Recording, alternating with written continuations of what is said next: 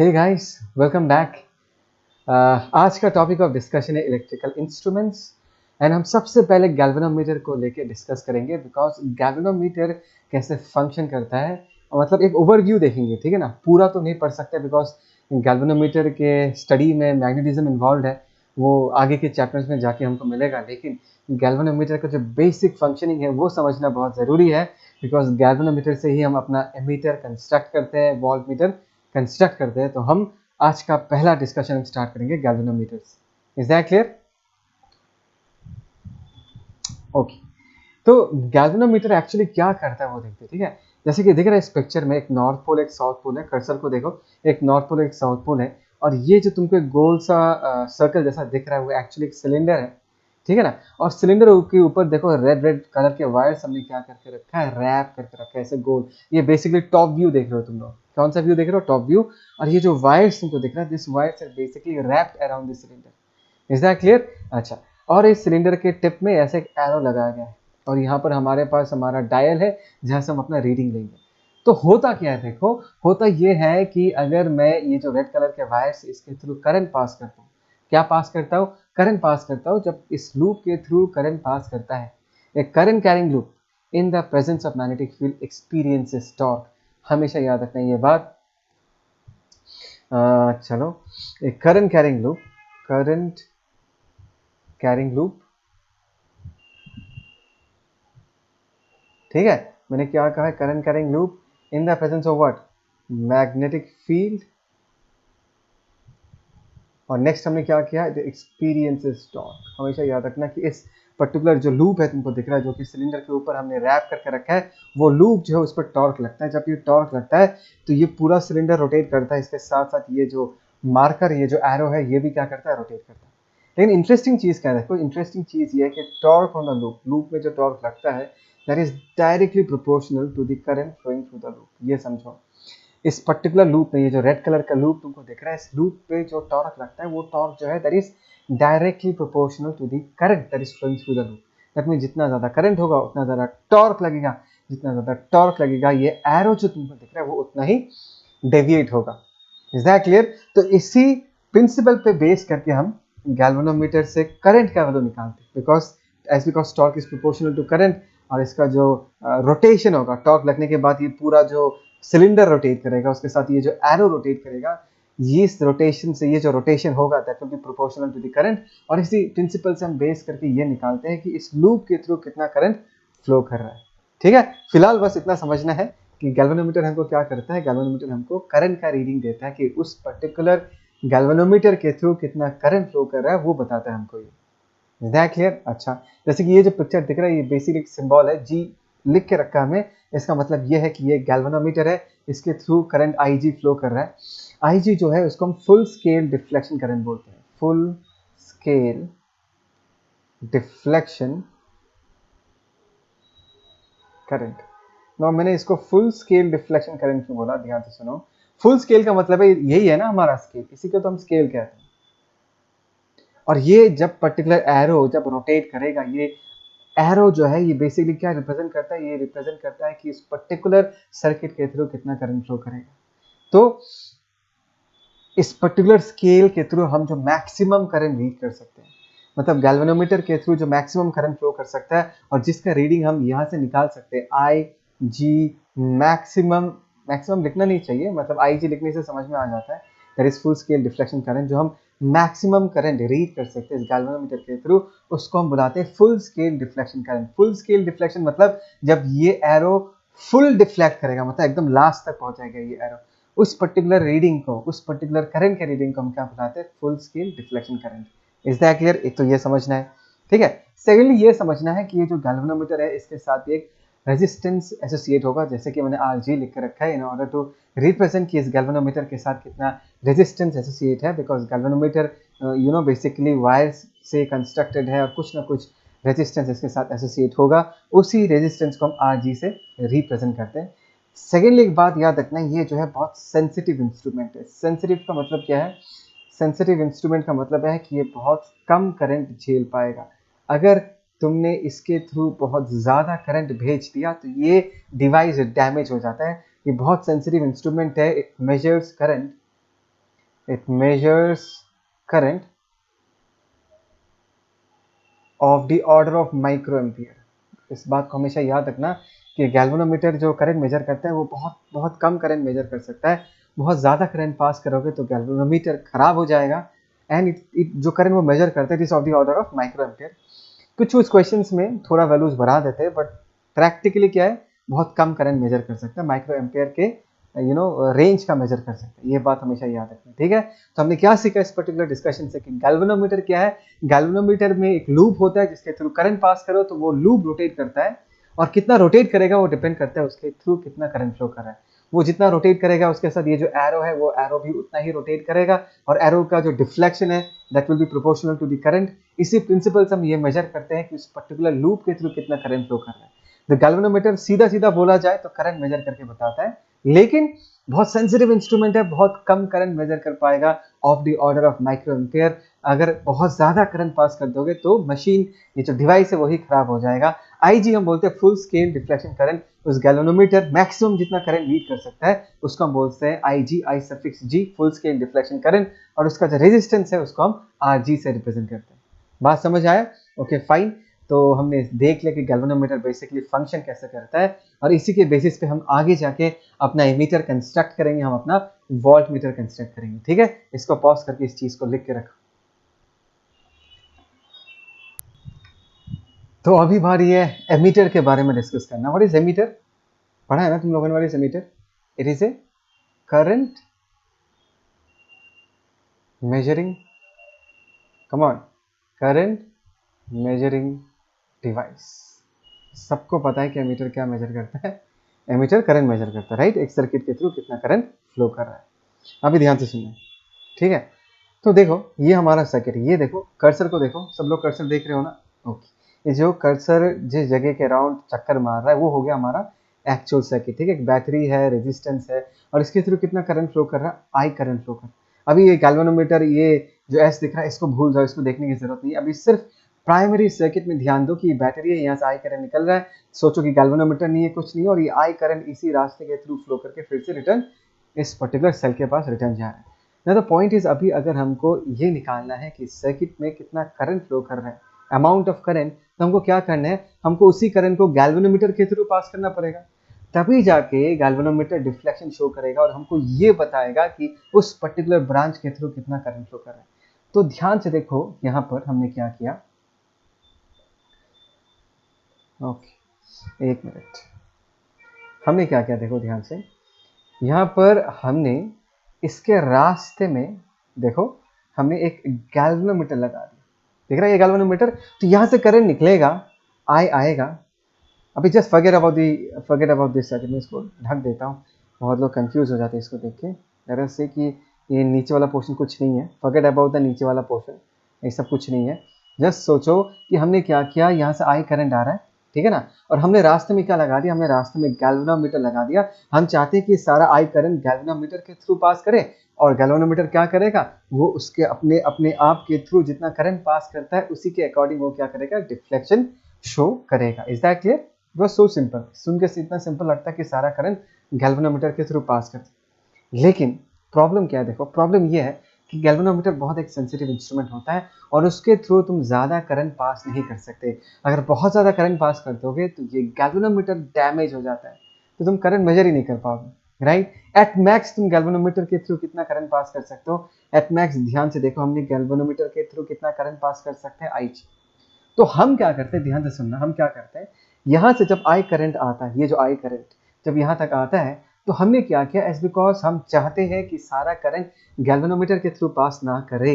Galvanometer के through हम कितना अलाउ कर सकते हैं, maximum IG amount of current allow कर सकते हैं। तो रिमेनिंग करंट को हमने बाईपास कर दिया। जैसे कि बाईपास होता है, रास्ते में बाईपास होता है कि एक जगह तक जाना है तो और एक दूसरा रूट के थ्रू हम उस जगह तक पहुंच सकते हैं। तो हमने क्या किया, करंट को बाईपास कर दिया। जब करंट यहाँ पर पहुंचा, हमने क्या किया, इस गैल्वेनोमीटर के साथ पैरेलल में, ये इसको हम बोलते हैं शंट रेजिस्टेंस। ध्यान से सुनना, इसको हम क्या बुलाते हैं, we call this resistance as shunt resistance. और शंट का लिटरल मतलब होता है बाईपास। लिटरल मतलब क्या होता है, बाईपास। किसको बाईपास किया, जो आई करंट आया उसका मेजर पोर्शन देखो, आई माइनस आई जी, यहाँ कितना कितना चला गया, आई जी अमाउंट ऑफ करंट चला गया, और जो बाकी करंट है आई माइनस आई जी, वो करंट हमने क्या कर दिया, बाईपास कर दिया, बिकॉज हमने करंट को अभी और एक रास्ता प्रोवाइड किया। देखो करंट जब इस पर्टिकुलर जंक्शन में पहुंचता है उसके पास जाने के लिए दो रास्ता है, एक तो गैल्वेनोमीटर के थ्रू, दूसरा क्या हो गया शंट के थ्रू। और ये जो शंट का रेजिस्टेंस का वैल्यू है R, that is very small. हमने रेजिस्टेंस का वैल्यू क्या रखा, इस ये जो यहाँ पर एस दिख रहा है, एस मतलब शंट रेजिस्टेंस, इस रेजिस्टेंस का वैल्यू हमने बहुत कम रखा बिकॉज हमको पता है कि गैल्वेनोमीटर जो है इसका खुद का रेजिस्टेंस है आरजी, इसको भूलो मत। सो आरजी वाला रेजिस्टेंस और ये जो इसको मैंने छोटा आर से रिप्रेजेंट किया इसके रेजिस्टेंस को, तो आरजी वाला रेजिस्टेंस एंड छोटा आर वाला जो रेजिस्टेंस है both of them are in parallel. अगर दो रेजिस्टर्स पैरेलल में है तो करंट कैसे डिस्ट्रीब्यूट होगा, V equal to I R, V दोनों के लिए सेम है तो current will be distributed in the inverse ratio of resistance. इसका मतलब यह है कि जिस रास्ते रेजिस्टेंस कम है उसके थ्रू मैक्सिमम करंट फ्लो कर जाएगा।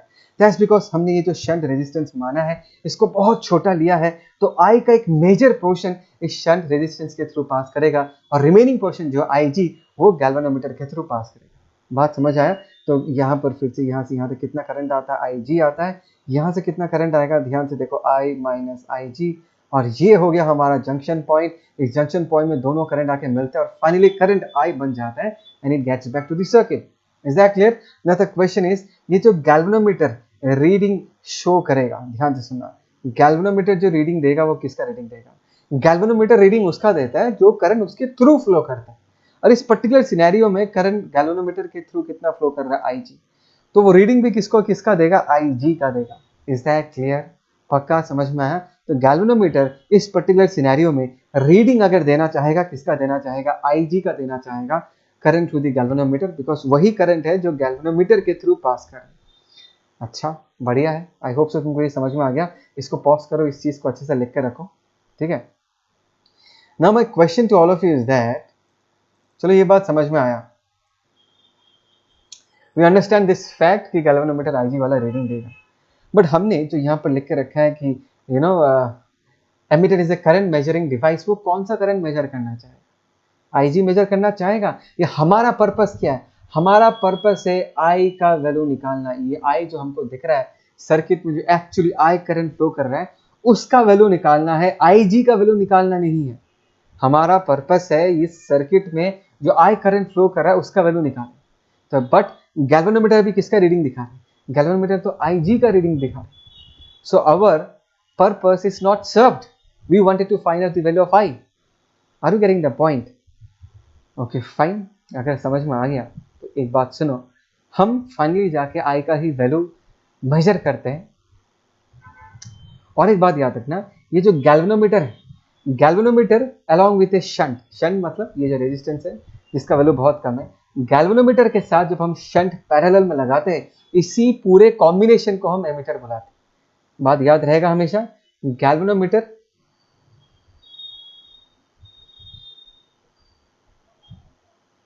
Plus shunt in what, in parallel. हमने गैल्वेनोमीटर के साथ शंट को क्या किया, पैरेलल में कनेक्ट किया, इसी को ही हम एमीटर बोलते हैं। इनफैक्ट आगे जाके तुमको ये भी दिखाई देगा, जो वोल्ट मीटर है, वोल्ट मीटर को भी हम गैल्वेनोमीटर से ही कंस्ट्रक्ट करते हैं, गैल्वेनोमीटर को थोड़ा बहुत मैनिपुलेट करके वोल्ट मीटर कंस्ट्रक्ट करते हैं। यहाँ पर भी हमारा जो एमीटर का बेसिक कंस्ट्रक्शन है वो गैल्वेनोमीटर पे ही है। गैल्वेनोमीटर को हमने थोड़ा सा मॉडिफाई किया, हमने गैल्वेनोमीटर के साथ एक छोटा सा शंट लगा दिया पैरेलल में, और उस पूरे कॉम्बिनेशन को हम क्या बुलाते हैं, एमीटर बुलाते हैं। इस बात को समझो।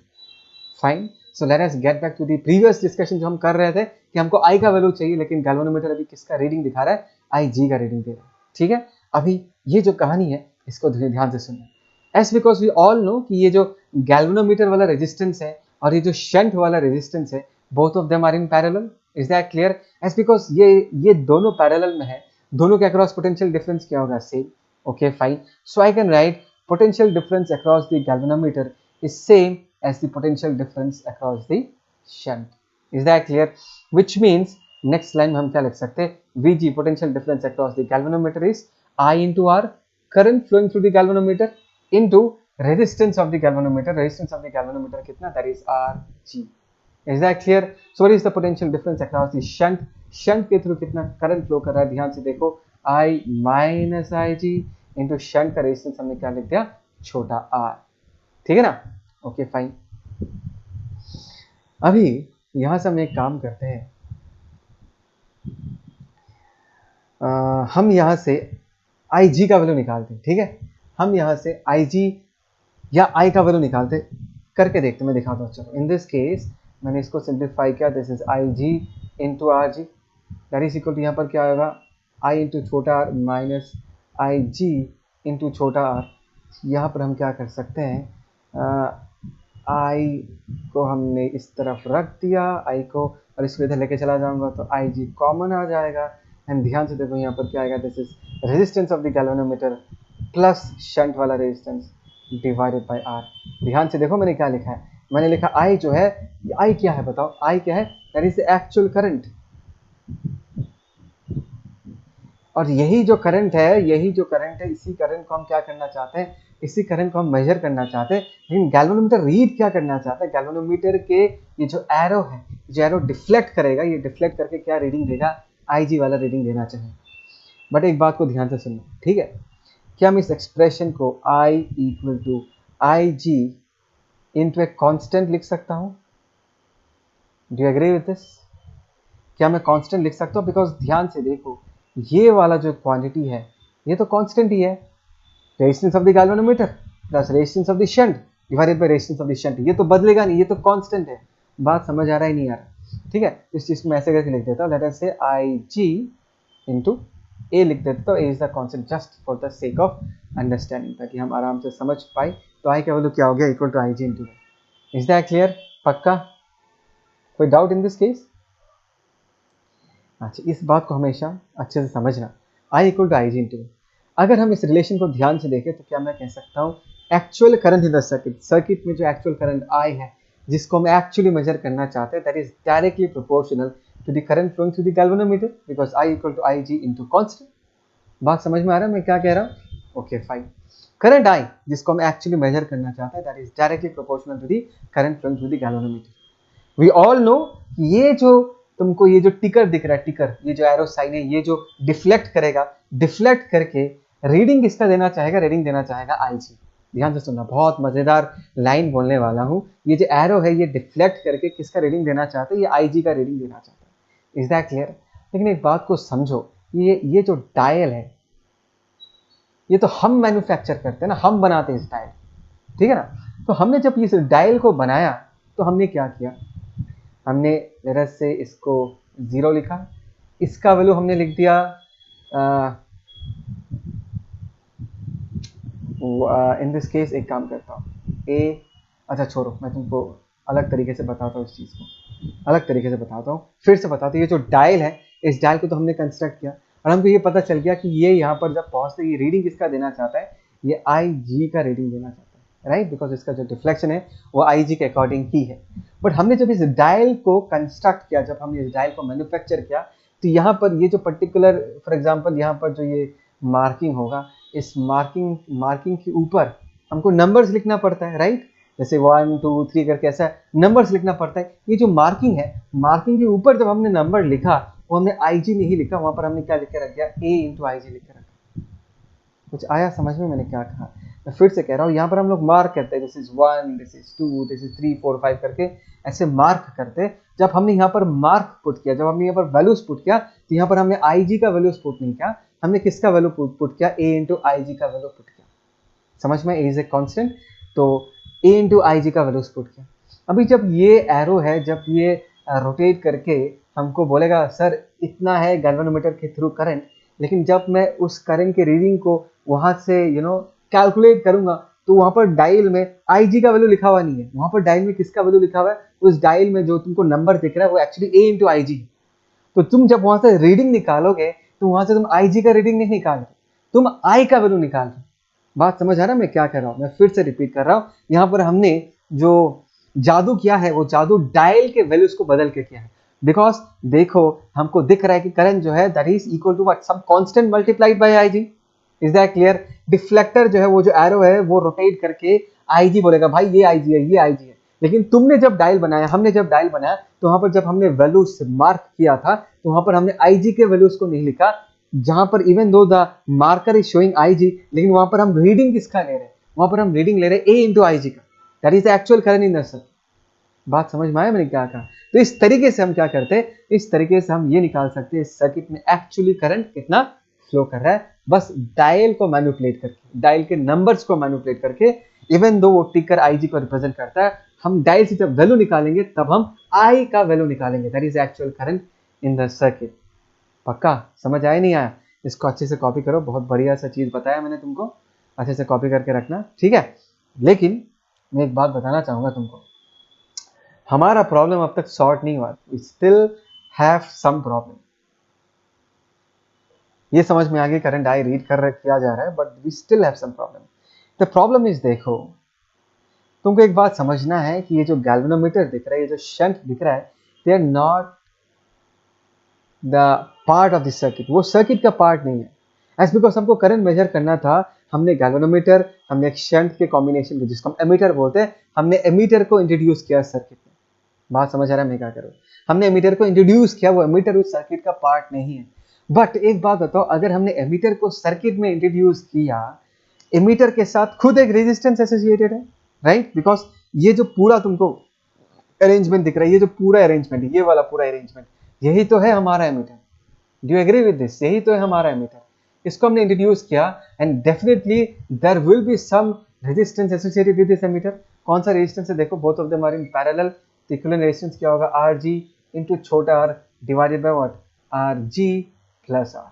सो मैं ये कहना चाहता हूं कि एमीटर इंट्रोड्यूस करने से हमने इस पर्टिकुलर रेजिस्टेंस को, ये जो रेजिस्टेंस दिख रहा है Rg into r divided bye Rg plus r, इसको भी सर्किट में इंट्रोड्यूस कर दिया, जो कि एक्चुअली सर्किट का पार्ट नहीं था। This is not a part of the circuit, try to understand, this is not a part of the circuit.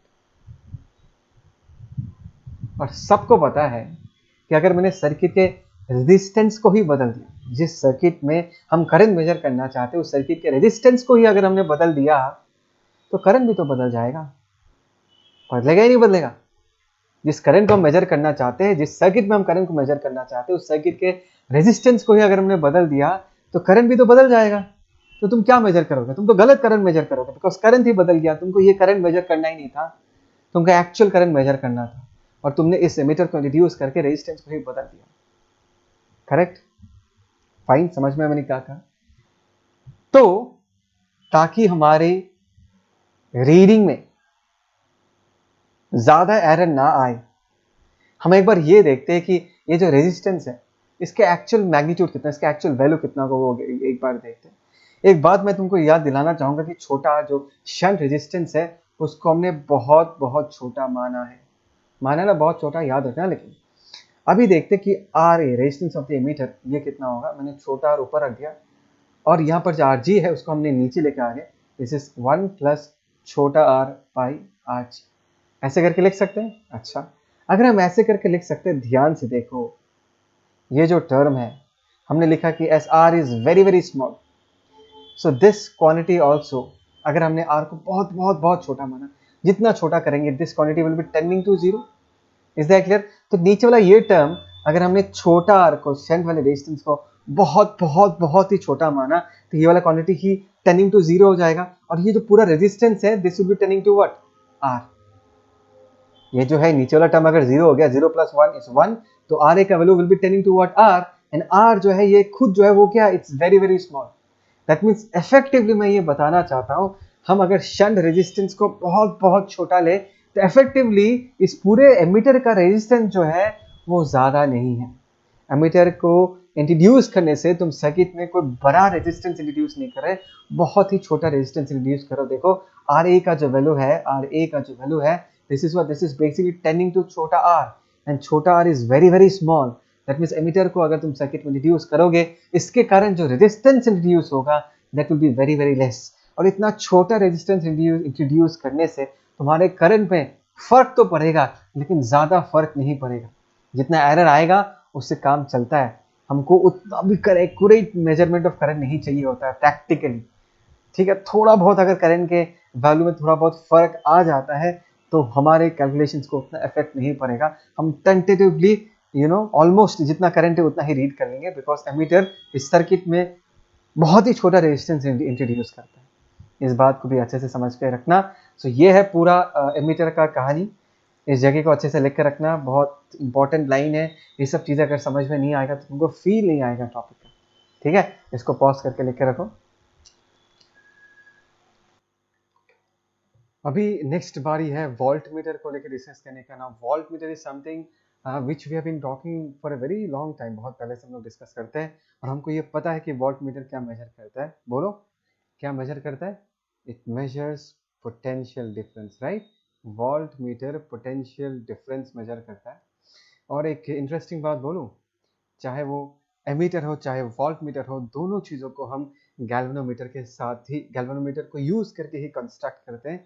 Galvanometer के साथ हम थोड़ा सा मॉडिफिकेशंस करते हैं, अकॉर्डिंगली हम एमीटर बनाते हैं और वोल्ट मीटर बनाते हैं। एमीटर हम कैसे बनाते हैं? हम गैल्वेनोमीटर के पैरेलल में एक बहुत ही छोटा रेजिस्टेंस लगाते हैं जिसको हम बोलते हैं shunt resistance, and that entire arrangement is called as an ammeter. Voltmeter भी हम गैल्वेनोमीटर से ही बनाते हैं। तो देखते हैं कैसे करते हैं इस चीज़ को। देखो ये जो सर्किट दिख रहा है, कर्सर को देखो, ये जो करंट आई दिख रहा है ना, let us say this resistance is R naught, इसको मैंने आर नॉट बोल दिया। तो ये जो ब्रांच दिख रहा है, this is the actual branch of the circuit. हमको ये निकालना है कि इस आर नॉट के अक्रॉस कितना पोटेंशियल डिफरेंस है। Is that clear? मुझे पोटेंशियल डिफरेंस निकालना है कि ये जो आर नॉट रजिस्टर है इसके अक्रॉस कितना पोटेंशियल डिफरेंस है। एस बिकॉज हमको आर नॉट के अक्रॉस पोटेंशियल डिफरेंस चाहिए, तो हमने क्या किया, ये जो गैल्वेनोमीटर दिख रहा है ना, जी वाला गैल्वेनोमीटर, ये गैल्वेनोमीटर को रिप्रेजेंट कर रहा है। ये जो गैल्वेनोमीटर है इसको हमने कैसे कनेक्ट किया, इस गैल्वेनोमीटर को हमने इन दोनों पॉइंट्स के अक्रॉस पैरेलल में कनेक्ट किया। ध्यान से देखो, हमने इसके साथ इसको कनेक्ट किया, इसके साथ इसको कनेक्ट किया, हमने गैल्वेनोमीटर को इस आर नॉट के साथ पैरेलल में कनेक्ट किया। Is that clear? Okay fine. The next important point is, अगर करंट आई आता है, जब इस जंक्शन में पहुंचेगा, what will happen with the current? The current will divide itself, अपने आप को डिवाइड कर लेगा। इस तरफ कितना करंट फ्लो कर रहा है? आई जी। अच्छा, एक बात समझो, हमने हमेशा सीखा है कि गैल्वेनोमीटर जो है वो बहुत सेंसिटिव इंस्ट्रूमेंट है, उसके थ्रू हम ज़्यादा करंट पास नहीं करवा सकते। तो in order to limit the amount of current flowing through the galvanometer, हमने क्या किया, इस रजिस्टर को ध्यान से देखो, यहाँ पर हमने एक रजिस्टर आर गैल्वेनोमीटर के साथ सीरीज में कनेक्ट करके रखा। भूलो मत, गैल्वेनोमीटर का खुद का रेजिस्टेंस आर जी। उसके साथ हमने क्या किया, और एक रजिस्टर आर हमने सीरीज में कनेक्ट करके रखा, और आर का जो वैल्यू है, ये जो आर है, ये जो आर है, this R is very very large. R का वैल्यू जो है, तो मैं यहाँ लिख के रखता हूँ, आर जो है इट्स वेरी वेरी लार्ज। उसका वैल्यू मतलब हमने बहुत बड़ा रेजिस्टेंस गैल्वेनोमीटर के साथ सीरीज में कनेक्ट करके रखा। ठीक है? एंड ऑब्वियसली एज बिकॉज ये आर नॉट, ये और आर जी प्लस आर, ये जो कॉम्बिनेशन है, ये दोनों ग्रुप एज बिकॉज पैरेलल में है, so what will happen with the current, current will be distributed in the inverse ratio of resistance. जिस रास्ते ज्यादा रेजिस्टेंस है उस रास्ते कम करंट फ्लो करेगा। तो गैल्वेनोमीटर वाले रास्ते में, गैल्वेनोमीटर वाले ब्रांच में रेजिस्टेंस सबसे ज्यादा है, तो उस रास्ते करंट क्या होगा, सबसे कम होगा। Is that clear? उस रास्ते करंट सबसे कम होगा, दैट इज उसके थ्रू कितना करंट फ्लो कर रहा है, आई जी अमाउंट ऑफ करंट फ्लो कर रहा है, और रिमेनिंग जो करंट है दैट इज आई माइनस आई जी, इसके थ्रू फ्लो कर रहा है। Is that clear? वो आर नॉट के थ्रू फ्लो कर रहा है। Okay fine. पर्पस नहीं भूलने का, हमको निकालना, कि हमको ये निकालना है कि इस आर नॉट रजिस्टर के अक्रॉस कितना पोटेंशियल डिफरेंस है, वो निकालना है। तो एक काम करता है, बिकॉज ये galvanometer along with this resistance R is connected in parallel with R naught, तो आर नॉट के अक्रॉस कितना पोटेंशियल डिफरेंस होगा will be same as the potential difference across the galvanometer and the resistance R taken together. Is that clear? तो let us say इसके across potential difference V है, तो हम क्या लिख सकते हैं, ध्यान से देखो, V इज इक्वल टू, इसके अक्रॉस अगर V है तो इस कॉम्बिनेशन, ये जो कॉम्बिनेशन दिख रहा है, इसके अक्रॉस भी क्या होगा, इसके अक्रॉस भी V होगा। इसके थ्रू करंट कितना फ्लो कर रहा है, that is I G into, और इसका रेजिस्टेंस कितना है, that is R G plus R. Is that clear? This is potential difference V। बात समझ आया मैंने क्या कहा? Okay fine. V जो है that is the potential difference across the resistor R naught. बोलो ये इक्वेशन समझ में आया नहीं है? Okay, now the point is, तुम मुझे ये बोल सकते हो, सर आप मेजर कैसे करोगे, हाउ डू वी मेजर?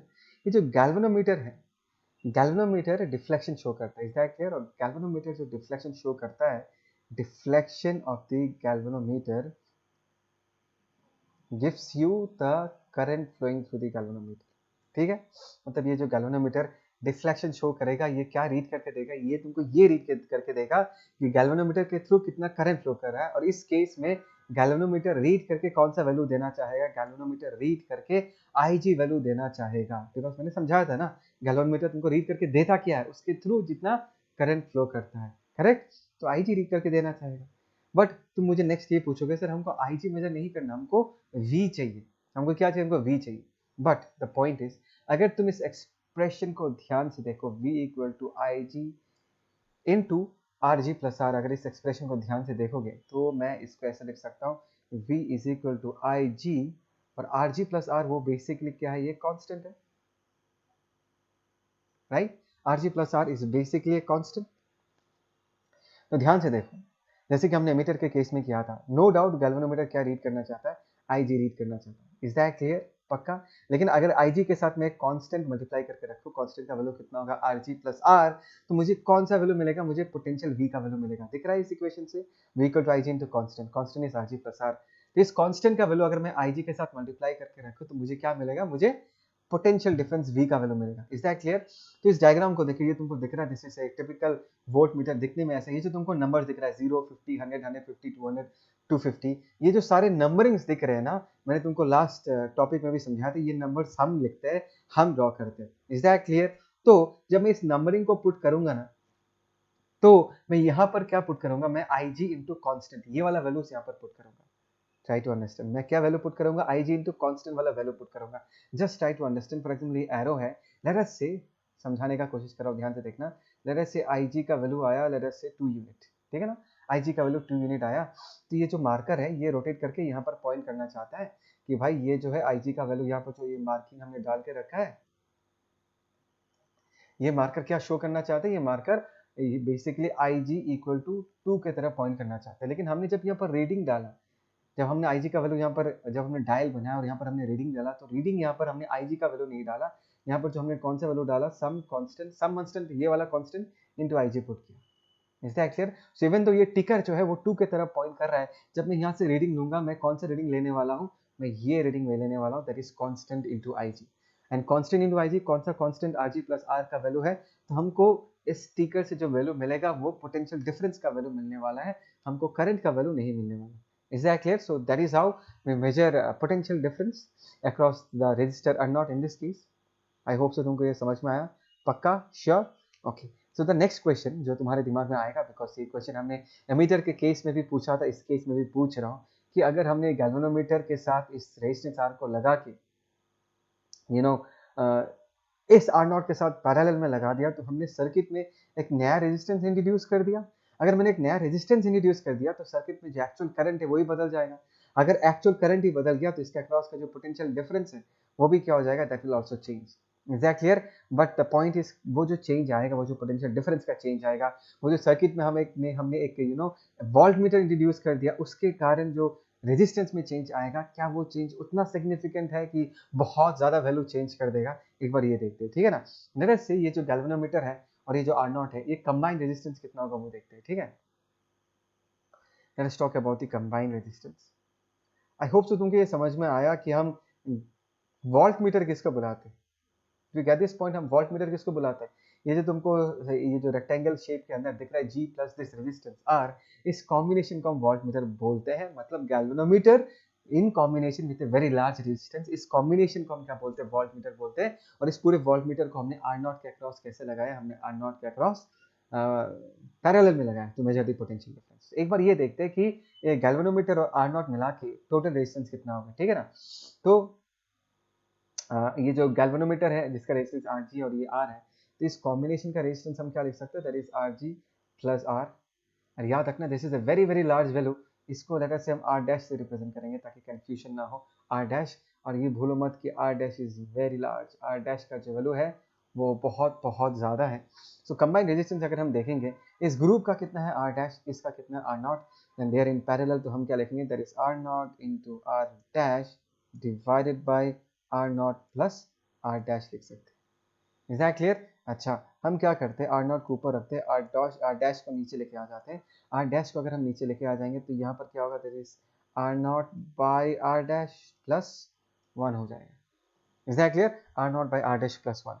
अभी एक बात बताओ, हमको ऑलरेडी ये बात पता है कि R डैश जो है दैट्स वेरी वेरी लार्ज, बहुत बहुत बड़ा लार्ज रेजिस्टेंस में मानता हूँ, तो ये जो पूरा value R naught by R dash, ये पूरा term will be tending to zero, मतलब R डैश का वैल्यू हम जितना बड़ा मानेंगे, जितना ज़्यादा बड़ा मानेंगे, R naught by R dash का वैल्यू उतना छोटा होगा, and it will be tending to zero. और ये जो पूरा क्वांटिटी है, this will be tending to what, this will be tending to R, मतलब जो कंबाइंड रेजिस्टेंस है that will be tending to what R0 because नीचे वाला ये quantity this is tending to 0 1 + 0 is 1 और ये पूरा क्वांटिटी का वैल्यू कितना आएगा टेंडिंग टू R0 हो जाएगा। बात तुमको समझ में आ रहा है नहीं आ सो तो फाइनली ऐसा हुआ कि इवन दो हमने एक वोल्टमीटर इंट्रोड्यूस किया, वोल्टमीटर का रेजिस्टेंस बहुत ज़्यादा है, एज अ होल सर्किट के रेजिस्टेंस को हमने उतना डिस्टर्ब नहीं किया। देखो मैं ये नहीं करा कि हमने एकदम डिस्टर्ब नहीं किया। आइडियल का केस कब होता है जब R डैश का वैल्यू इन्फिनिटी होता है, तब जाके ये क्वांटिटी क्या होता है 0, तब जाके कंबाइंड रेजिस्टेंस का वैल्यू कितना होता है R0 होता है। मैं ये बात समझाना चाहता हूँ कि अगर हम R डैश का वैल्यू बहुत बड़ा लेते हैं,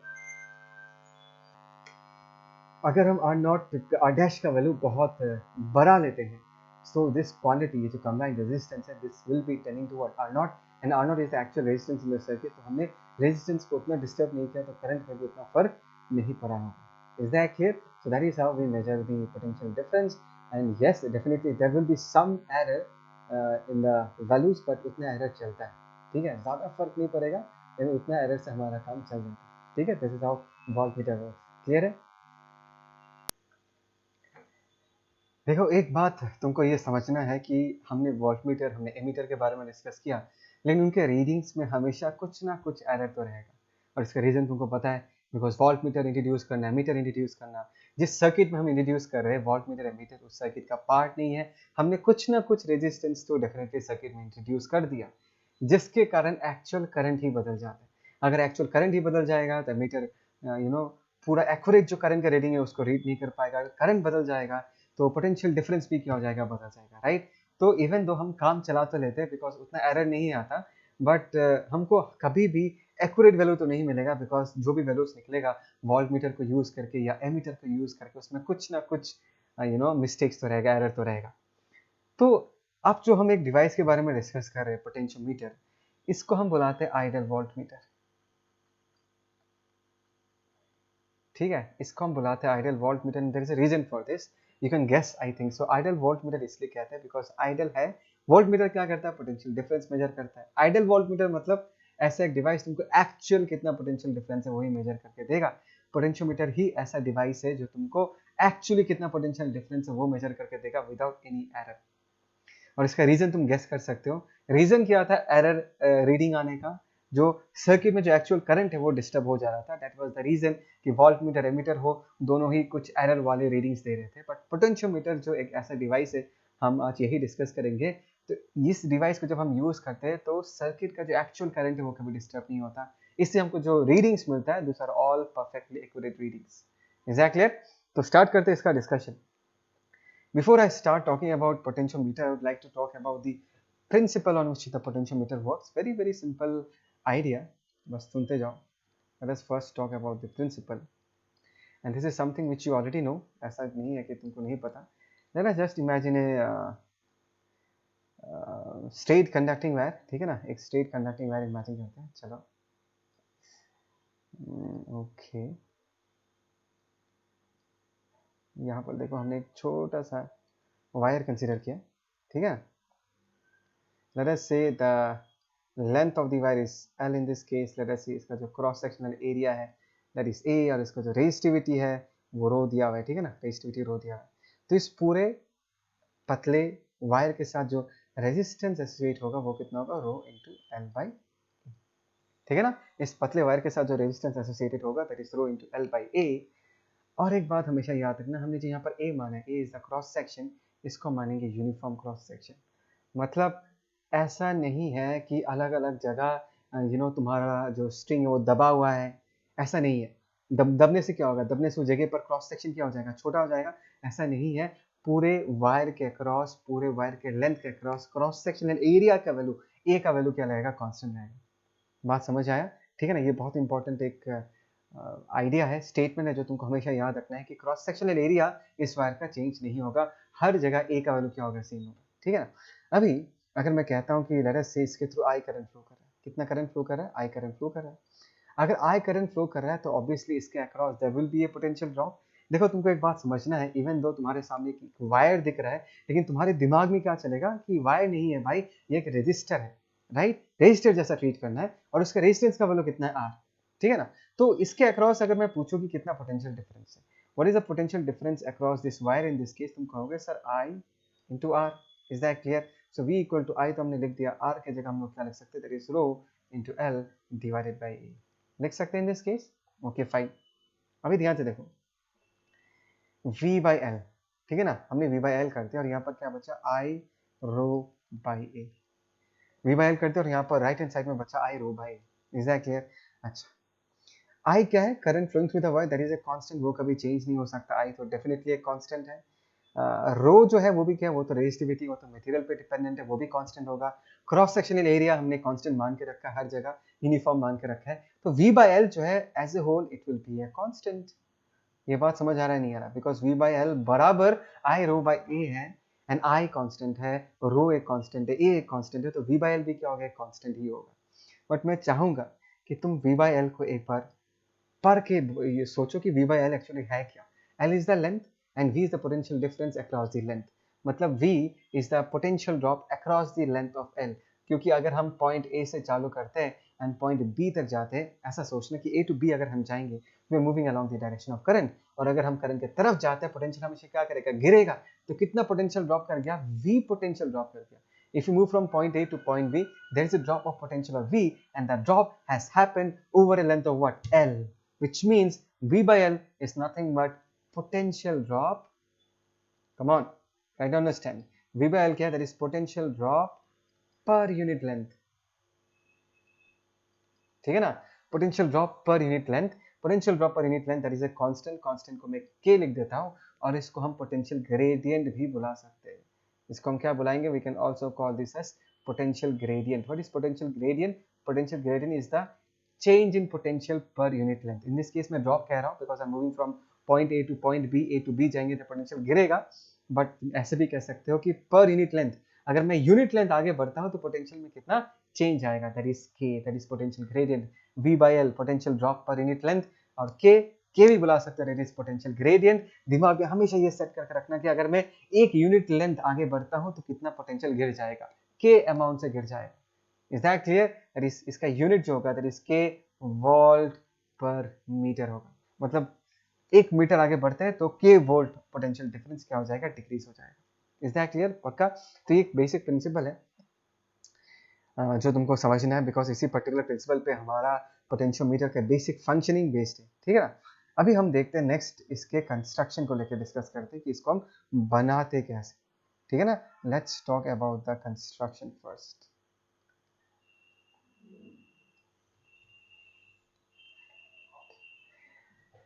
कंस्ट्रक्शन कैसे करते हैं ध्यान से देखना, मैंने यहाँ पर दो पिक्चर्स डाला ताकि तुमको प्रॉपर्ली फील आए कि एक्चुअली कैसे कंस्ट्रक्ट किया जाता है। देखो ये जो ए बी दिख रहा है, कर्सर को देखो ध्यान से, ये जो ए बी है, ये जो ए बी है ये हमारा पोटेंशियोमीटर वायर है, ट्राई टू अंडरस्टैंड। ये जो ए बी है, ए बी जो है that is our potentiometer wire, potentiometer it is nearly 1 to 10 metre long, ठीक है, it is nearly 1 to 10 metre long, ये पोटेंशियोमीटर वायर है। अभी फिलहाल तुम इसको मत देखो, जस्ट फॉरगेट अबाउट द नीचे वाला सर्किट, तुमको सिर्फ ये ऊपर वाला प्राइमरी सर्किट दिख रहा है। ध्यान से, ये जो ए बी दिख रहा है, ए बी क्या है, मैंने इस डायग्राम में भी दिखा है, A B is the potentiometer wire. एक मिनट,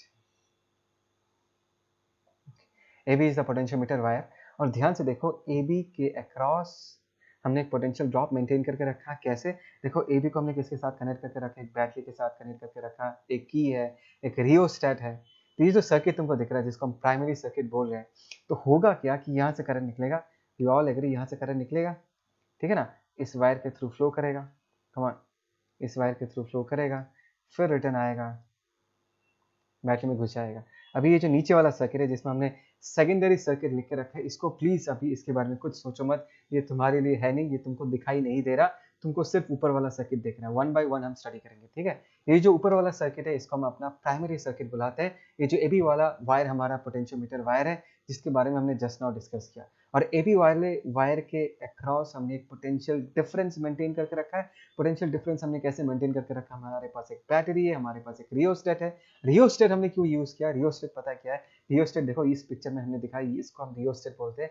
रियोस्टेट एक ऐसा डिवाइस है जिससे हम इस सर्किट में जो टोटल रेजिस्टेंस है उसका वैल्यू बदल सकते हैं, ठीक है ना, RH का वैल्यू जो है वो हम चेंज कर सकते हैं। तो अकॉर्डिंगली इस सर्किट में जो करंट फ्लो कर रहा है उस करंट का वैल्यू भी हम चेंज कर सकते हैं।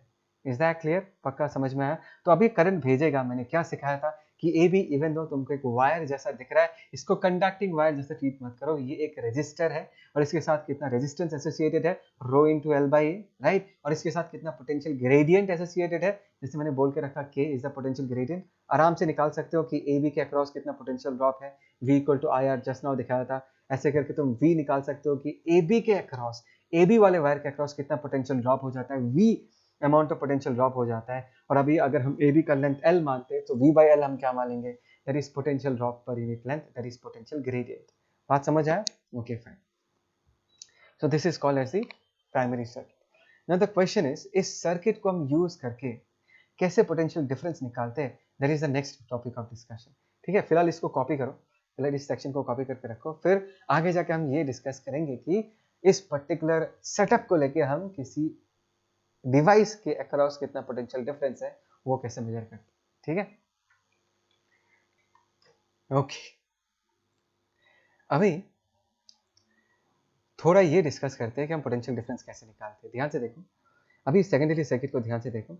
ये जो बैटरी तुमको दिख रहा है, ये वाला बैटरी ई, देखो इसका ईएमएफ का वैल्यू क्या है या बैटरी का ई का वैल्यू कितना हमको नहीं पता, राइट? तो ये याद रखना कि हमको इन दिस पर्टिकुलर केस ई का वैल्यू नहीं पता, ई का वैल्यू हमको निकालना है कि ई का वैल्यू कितना होगा। ठीक है, तो हमने ये जो बैटरी है इसके टर्मिनल्स को किसके अक्रॉस कनेक्ट किया, ध्यान से देखो।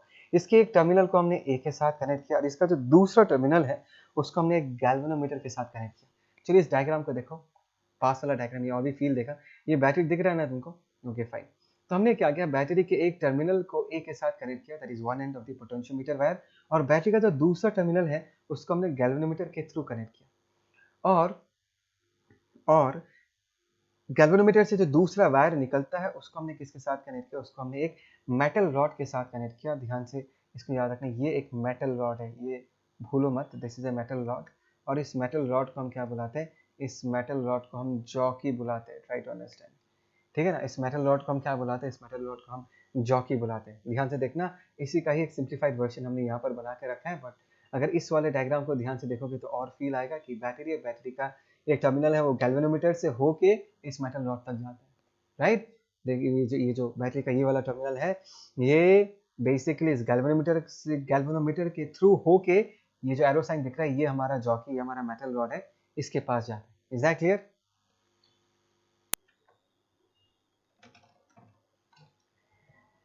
एक चीज मैं फिर से याद दिलाना चाहता हूँ कि हमारा पर्पस यहाँ पर क्या है, हमारा पर्पस है ये जो दिख रहा है कर्सर, ये जो ई वाला बैटरी है इसका ईएमएफ कितना है वो हमको निकालना है। ठीक है, जो पोटेंशियल डिफरेंस है इसके टर्मिनल्स के अक्रॉस वो निकालना है। अच्छा, सेकेंडली तुमको ये समझ के रखना है कि गैल्वेनोमीटर का बेसिक काम क्या है। देखो ये जो बैटरी का जो नेगेटिव टर्मिनल है उसको हमने गैल्वेनोमीटर के थ्रू पास करवा के और एक मेटल रॉड तक पहुंचाया। तो गैल्वेनोमीटर अगर रास्ते में, इसका मतलब ये है कि अगर इस ब्रांच में करंट फ्लो करेगा तो हमको पता चल जाएगा गैल्वेनोमीटर को देख के, बिकॉज अगर इस ब्रांच के थ्रू करंट फ्लो करता है तो गैल्वेनोमीटर डिफ्लेक्ट करेगा और तुमको ये इंडिकेट करेगा कि yes there is a current flowing through this branch. ठीक है, अभी मैं कुछ नंबर्स लेके समझाता हूँ, बिकॉज आई थिंक नंबर्स लेके डिस्कस करेंगे, it will be easier to understand. ठीक है, मैं कुछ नंबर्स असाइन करता हूँ। लेट अस से कि इस जगह के ए वाले पॉइंट के पोटेंशियल में 50 वोल्ट मानता हूँ, just for the sake of discussion इसको 50 मानता हूँ।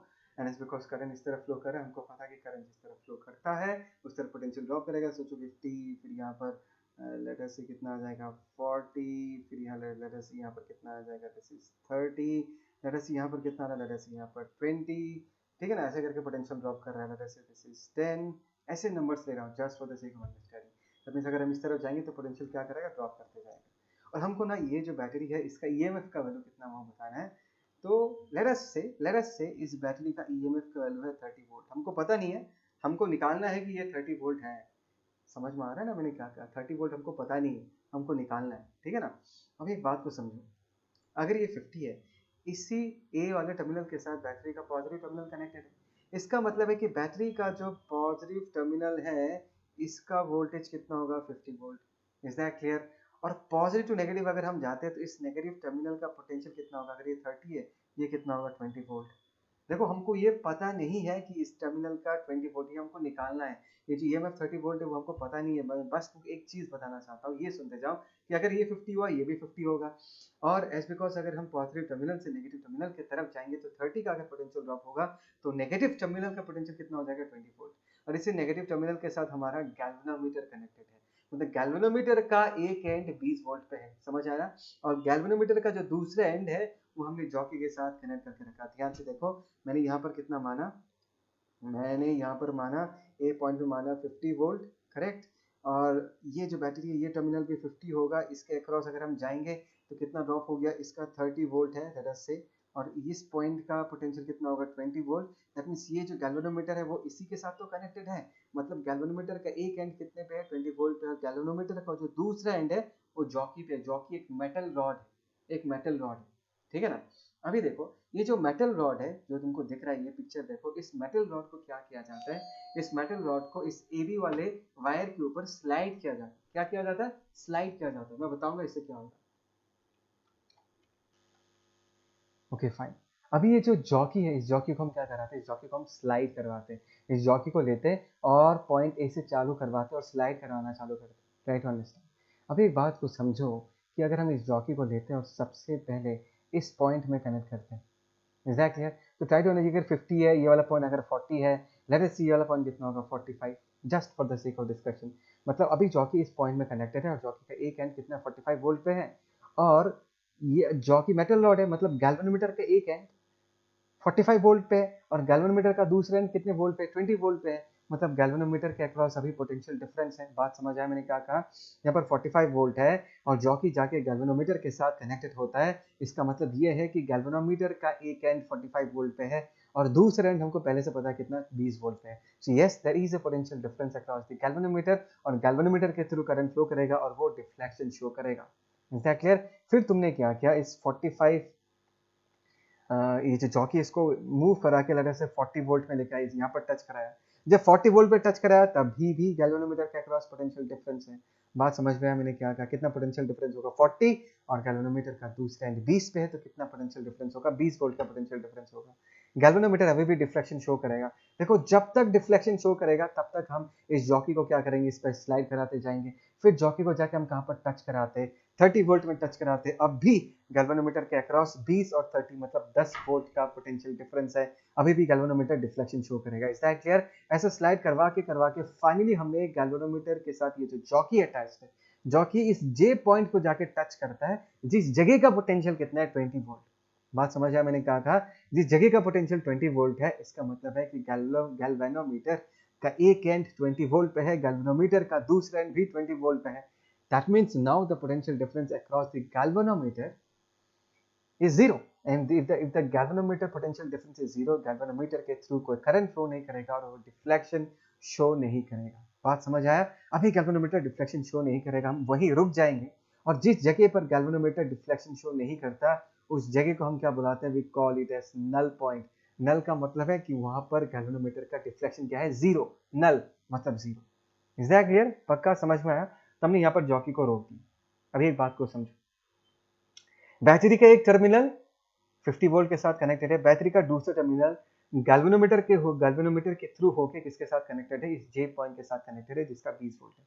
अभी गैल्वेनोमीटर डिफ्लेक्शन शो नहीं कर रहा, मतलब इस रास्ते कोई करंट फ्लो नहीं कर रहा। तो एक बात को समझो, ये गैल्वेनोमीटर के थ्रू अगर करंट फ्लो नहीं कर रहा, इसका मतलब ये है कि गैल्वेनोमीटर का ये वाला एंड और ये वाला एंड, दोनों एंड का पोटेंशियल क्या हो गया है, सेम हो गया। गैल्वेनोमीटर का एक एंड जहां पर जॉकी कनेक्टेड है वो भी 20 वोल्ट पे है, और गैल्वेनोमीटर का दूसरा एंड जो बैटरी के नेगेटिव टर्मिनल के साथ कनेक्टेड है उसका भी कितना 20 वोल्ट है, इसलिए पोटेंशियल डिफरेंस नहीं है, इसलिए गैल्वेनोमीटर के थ्रू करंट फ्लो नहीं कर रहा। तो ध्यान से देखो, अभी बैटरी के अक्रॉस जितना पोटेंशियल डिफरेंस होगा, ये जो वायर है ए जे के अक्रॉस भी पोटेंशियल डिफरेंस उतना ही होगा, बिकॉज एक एंड ऑलरेडी बैटरी के साथ कनेक्टेड है। और हमने जस्ट नाउ ये डिस्कस कर लिया कि बैटरी का तो ये वाला टर्मिनल है वो भी 20 वोल्ट पे है, और ये वाला टर्मिनल क्या है जहां पर जॉकी कनेक्टेड है वो भी 20 वोल्ट पे है। तो हम ये कह सकते हैं कि ए जे वाले लेंथ में जितना पोटेंशियल ड्रॉप हुआ होगा, बैटरी का ईएमएफ जो ई है उसका वैल्यू भी उतना ही होगा। इज दैट क्लियर, पक्का समझ में आया। सो मैं ये लिख सकता हूं EMF E in this case is equal to what, potential drop potential drop across the length A J कह सकता हूँ ना, potential drop across the length A J. और कितना पोटेंशियल ड्रॉप होगा, देखो यहाँ पर पिक्चर में दिख नहीं रहा, लेकिन यहाँ पर एक स्केल लगा रहता है। ये जो वायर दिख रहा है ना, एबी वायर के सामने यहाँ पर एक ऐसा स्केल लगा रहता है। मैं इसको मिटा दूंगा, यहाँ पर एक स्केल लगा रहता है। और इस स्केल से हम क्या कर सकते हैं, स्केल से हम मेजर कर सकते हैं कि ए जे वाला लेंथ है, सुन रहे हो मैं क्या कर रहा हूँ, जो ए जे वाला लेंथ है, ए जे वाले लेंथ का वैल्यू कितना होगा वो हम निकाल सकते हैं। ठीक है ना, ये जो ए जे वाला लेंथ है, इस ए जे वाले लेंथ का वैल्यू निकाल सकते हैं। लेट अस से ए जे वाले लेंथ का वैल्यू हमने x लिख दिया। क्या है ये ए जे का लेंथ? ए जे का लेंथ x निकला है, x सेंटीमीटर या मीटर्स व्हाटएवर जो भी यूनिट दिया हुआ है। अभी हमने पहले से ही निकाल के रखा है कि ए बी के अक्रॉस पोटेंशियल ग्रेडियंट कितना है। पोटेंशियल ग्रेडियंट के डिस्कस किया था ना, that is the potential drop per unit length. अच्छा, सो k is the potential drop per unit length, तो x लेंथ में कितना पोटेंशियल ड्रॉप हो जाएगा, x लेंथ में k into x potential drop हो जाएगा। दैट मीन्स यूनिट लेंथ में अगर k पोटेंशियल ड्रॉप होता है तो x लेंथ में कितना पोटेंशियल ड्रॉप हो जाएगा या कितना पोटेंशियल चेंज हो जाएगा, that is kx। So e का वैल्यू क्या लिख सकते हैं हम, e का वैल्यू हम kx लिख सकते हैं। और ध्यान देना, k का वैल्यू हमारे पास पहले से ही था और x का वैल्यू हमने स्केल से मेजर करके निकाल दिया, तो kx का वैल्यू निकाल लेंगे, उससे हम EMF e का वैल्यू निकाल लेंगे। बात समझ में आया मैंने क्या कहा? It's very very important that you understand this. इस तरीके से हम बैटरी जो है EMF का, जो बैटरी के अक्रॉस का जो EMF E का वैल्यू जो है वो हम इस तरीके से निकाल सकते हैं। Is that clear? और एक बात समझो, जब ये नल पॉइंट अचीव होता है, ट्राई टू अंडरस्टैंड इस सर्किट में जो करंट फ्लो कर रहा है, यहाँ से आई निकला, करंट आई यहाँ पर पहुंचेगा, ट्राई टू अंडरस्टैंड इन दोनों पॉइंट्स का भी पोटेंशियल क्या है, सेम। तो करंट इस रास्ते जाएगा ही नहीं, current will not be flowing along this route. फिर करंट इस तरफ फ्लो करेगा, और जब इस जंक्शन में पहुंचेगा करंट, वो गैल्वेनोमीटर के थ्रू भी फ्लो नहीं करेगा, करंट सीधा निकल के इधर आ जाएगा। दैट मीन्स ये जो प्राइमरी सर्किट है, प्राइमरी सर्किट में जो करंट है वो प्राइमरी सर्किट में ही रहता है। मतलब यहाँ का जो करंट है वो सेकेंडरी सर्किट में घुसता ही नहीं है। हाँ, इसके पहले घुस रहा था, जब तक नल पॉइंट अचीव नहीं हुआ, जब तक गैल्वेनोमीटर के थ्रू पोटेंशियल डिफरेंस था, तो इस प्राइमरी सर्किट से कुछ ना कुछ करंट इस सेकेंडरी सर्किट के थ्रू भी फ्लो कर रहा था। याद है ना, मैंने कहा था कि गैल्वेनोमीटर डिफ्लेक्शन शो करेगा, उस वक्त इस सेकेंडरी सर्किट में भी करंट फ्लो कर रहा है। Is that clear? That means ये जो सेकेंडरी सर्किट है वो प्राइमरी सर्किट को क्या कर देगा, इन्फ्लुएंस कर देगा, तो करंट आई का वैल्यू भी क्या हो जाएगा, चेंज हो जाएगा। लेकिन मैं उस वक्त का बात नहीं कर रहा, I am not talking about that period of time, I am talking at that point of time when null point is achieved. उस वक्त जब नल पॉइंट अचीव हो जाएगा, तब प्राइमरी सर्किट में जो करंट है वो इस सेकेंडरी सर्किट में घुसेगा ही नहीं। करंट यहाँ से आएगा और चुपचाप निकल के सीधा निकल के फिर से रिटर्न अपने सर्किट में आ जाएगा। दैट मीन जब नल पॉइंट अचीव होगा तब प्राइमरी सर्किट में कोई इन्फ्लुएंस नहीं आएगा, प्राइमरी सर्किट का करंट चेंज नहीं होगा। और अगर करंट नहीं बदलता तो इसके अक्रॉस एक्स लेंथ के अक्रॉस का जो पोटेंशियल ड्रॉप है वो भी चेंज नहीं होगा, पोटेंशियल ग्रेडियंट भी वही रहेगा और हमको E का एक्यूरेट वैल्यू मिलेगा, that is kx। Is that clear? So that is the reason हम पोटेंशियोमीटर को आइडियल वोल्ट मीटर बनाते हैं। ठीक है? अच्छा, इसमें और एक ऐसा पॉइंट था जो मुझे तुमको बताना था, क्वेश्चंस में पूछ देते हैं। देखो यहाँ पर सीन क्या है कि हमने ये जो एक बैटरी है जिसका EMF अननोन था, उसके पॉजिटिव टर्मिनल को हमने A के साथ कनेक्ट किया, उसके नेगेटिव टर्मिनल को हमने गैल्वेनोमीटर के थ्रू कनेक्ट किया जॉकी के साथ। Is that clear? तो अगर तुम इस पर्टिकुलर अरेंजमेंट को ध्यान से देखोगे, अगर हम A to B जाते हैं तो पोटेंशियल क्या करेगा, गिरता जाएगा, ड्रॉप करते जाएगा, डिक्रीज होते जाएगा। तो बैटरी के अक्रॉस भी अगर हम जाएंगे, we are going from positive to the negative terminal, right? That is the reason. अगर ये एंड 50 वोल्ट में है, अगर इस नेगेटिव टर्मिनल का पोटेंशियल 20 वोल्ट है, आगे जाके हमको वायर पे ऐसा जगह मिलता है जिसका पोटेंशियल 20 वोल्ट है, इसलिए हमको नल पॉइंट मिलता है। अगर गलती से तुमने बैटरी को पॉजिटिव नेगेटिव ऐसे कनेक्ट नहीं करके, you know, in this case negative positive ऐसे करके कनेक्ट करते हो, ट्राई टू अंडरस्टैंड। मैं और एक बार बनाता हूँ, नेगेटिव पॉजिटिव ऐसे करके कनेक्ट कर दोगे तो ये वाला पॉइंट जाके किसके साथ कनेक्टेड है, A के साथ। तो ये जो है ये तो 50 वोल्ट ही होगा इसका पोटेंशियल, और मुझे पता है कि बैटरी का पोटेंशियल डिफरेंस कितना, 30 वोल्ट। अगर बैटरी का पोटेंशियल डिफरेंस 30 वोल्ट है तो इस टर्मिनल से पॉजिटिव टर्मिनल तक जाते वक्त we are going from negative to positive terminal, potential will increase, तो इस टर्मिनल का पोटेंशियल कितना हो जाएगा, 80 वोल्ट हो जाएगा। दैट मीन्स अगर हम बैटरी के अक्रॉस जा रहे हैं तो पोटेंशियल राइज कर रहा है। तो इसको अगर हमने गैल्वेनोमीटर के थ्रू कनेक्ट किया, उसके बाद आगे जाके जॉकी के साथ कनेक्ट किया, और ये जॉकी जो है इस AB वायर के ऊपर अगर स्लाइड करवाते हैं, हमको कहीं पर भी नल पॉइंट नहीं मिलने वाला, will not get null point, because इस वायर में तुमको अगर ध्यान से देखोगे जो पोटेंशियल्स होगा वो 50 से हमेशा कम ही होगा, 50, 40, 30, 20 ऐसे करके जाएगा। 80 वोल्ट वाला कभी भी पोटेंशियल डिफरेंस नहीं मिलने वाला। So you should be very careful while connecting the battery कि बैटरी को कैसे कनेक्ट कर रहे हो। बैटरी का हायर पोटेंशियल A पॉइंट के साथ कनेक्ट होगा, और बैटरी का जो नेगेटिव टर्मिनल है जिसका पोटेंशियल लोअर है उसको हम गैल्वेनोमीटर के साथ कनेक्ट करेंगे। इस चीज को हमेशा याद रखना, ठीक है। इसको अच्छे से लिख के रखो, अब तक जो इतना कुछ बताया इसको अच्छे से लिख के रखो। 1 मिनट में थोड़ा सा अरेंज करके देता हूँ। हाँ, आई थिंक अभी तुमको सब पूरा दिखाई दे रहा है। पॉज करके इसको लिख के रखो। यहाँ पर और एक टॉपिक है जो हमको पढ़ना पड़ता है, that is comparing the EMF of two cells. एकदम इजी है, खास कुछ है ही नहीं। एंड आई होप सो तुमको सर्किट देख के समझ में आता है कौन सा प्राइमरी सर्किट है, कौन सा सेकेंडरी सर्किट है। देखो ये वाला कर्सर को ध्यान से देखना, दिख रहा है कर्सर किसके चारों तरफ चक्कर मार रहा है। ये जो है ये हमारा प्राइमरी सर्किट है। AB जो है वो हमारा पोटेंशियोमीटर वायर है। ये बैटरी है जो इस प्राइमरी सर्किट में करंट मेंटेन करके रखता है। एमीटर है, एक की है, एक रियोस्टेट है, रियोस्टेट से हम करंट बदल सकते हैं। Is that clear? ओके, अभी हमको दो सेल्स की EMF को कंपेयर करना है, E1 E2। हमको ये नहीं पता कि कौन बड़ा कौन छोटा, या हमको यही कंपेयर करना है, दोनों EMF को कंपेयर करना है इन दिस केस, ठीक है ना। एंड लेट अस, हमको पोटेंशियल ग्रेडियंट भी नहीं पता, हमने पोटेंशियल ग्रेडियंट भी नहीं निकाल कर रखा कि AB के अक्रॉस अगर हम जाते हैं तो पर यूनिट लेंथ कितना पोटेंशियल ड्रॉप होता है, ये भी हमने नहीं निकाल के रखा, ठीक है। अभी अगर हमको E1 और E2 को कंपेयर करना है, हम क्या करेंगे, ध्यान से देखो, इस सर्किट को देखो। ये नीचे वाला जो सर्किट है, ये वाला जो पोर्शन है, ये हो गया हमारा सेकेंडरी सर्किट। ये बात समझ में आता नहीं आता, this is our secondary circuit, ठीक है। ओके, और मैं चाहूंगा कि तुम इन कीज को ध्यान से देखो। लेट अस से t = 0 पे दोनों कीज ओपन थे। अगर की खुला हुआ है, K1 भी खुला हुआ है, K2 भी खुला हुआ है, तो ये जो सेल्स दिख रहा है ये गैल्वेनोमीटर के साथ कनेक्टेड नहीं है। Is that clear? मतलब तब इस सिचुएशन में सिर्फ प्राइमरी सर्किट एग्जिस्ट करता है, सेकेंडरी सर्किट का कोई एग्जिस्टेंस नहीं है, बिकॉज कीज K1 K2 खुला हुआ है। अभी बिगिनिंग में अगर मैं की K1 को क्लोज करता है, क्लोज इट, ध्यान से देखो, ये हो गया E1 और K1 क्लोज हो गया, और ये गैल्वेनोमीटर कनेक्ट हो गया, और ये हो गया हमारा जॉकी। Is that clear? अगर हमने की K1 को क्लोज किया तब हमने अपना सेकेंडरी सर्किट कंप्लीट किया, और सेकेंडरी सर्किट में कौन सा सेल अभी हमको दिख रहा है, E1 वाला सेल दिख रहा है। Is that clear? कौन सा सेल दिख रहा है? E1 वाला सेल। और यही चीज हमने जस्ट नाउ डिस्कस किया कि अभी E1 का वैल्यू कितना वो हमको नहीं पता, बट अगर हम E1 को इस AB के लेंथ का लॉन्ग बैलेंस करना चाहते हैं, लेट अस से अगर हम ये जो जॉकी दिख रहा है, तुमको दिख रहा है ये एरो से, ये जो जॉकी है, इसको स्लाइड करवा करवा के हमको फाइनली ये मिला कि J1 पॉइंट पे E1 सेल बैलेंस हो जाता है। इसका मतलब ये है कि J1 पॉइंट में जाके जब जॉकी टच करता है तब ये गैल्वेनोमीटर और डिफ्लेक्शन शो नहीं करता। इसका मतलब ये बना कि E1 के अक्रॉस जितना पोटेंशियल डिफरेंस है J1 के across, that means L1 length के अक्रॉस उतना ही पोटेंशियल डिफरेंस एग्जिस्ट करता है। Is that clear? तो अगर पोटेंशियल ग्रेडियंट के मानते हैं, लेट अस से हमको उसका वैल्यू नहीं पता है, बट लेट अस से K is the potential gradient, तो इन दैट केस मैं क्या लिख सकता हूं, E1 that is equal to what, K times of L1। Do you agree with this? हम ऐसा लिख सकते हैं E1 that is equal to K times of L1। Fine. उसके बाद हमने क्या किया, उसके बाद हमने की K1 को खोल दिया, ठीक है ना। दैट मींस सर्किट से E1 बाहर जा चुका है, E1 is not a part of the circuit. और हमने क्या किया कि K2 को क्लोज कर दिया, और ध्यान से देखो, ये हो गया E2, ये हो गया की, और ये देखो गैल्वेनोमीटर के साथ कनेक्ट हो गया। कौन सा बैटरी गैल्वेनोमीटर के साथ कनेक्ट हो गया? E2 वाला बैटरी गैल्वेनोमीटर के साथ कनेक्ट हो गया। ये E2 K2 के थ्रू कनेक्ट हो गया, गैल्वेनोमीटर के थ्रू कनेक्ट हो रहा है। लेट अस सी ये डॉटेड लाइन है, और J2 पॉइंट में जाके E2 वाला बैटरी बैलेंस हो जाता है।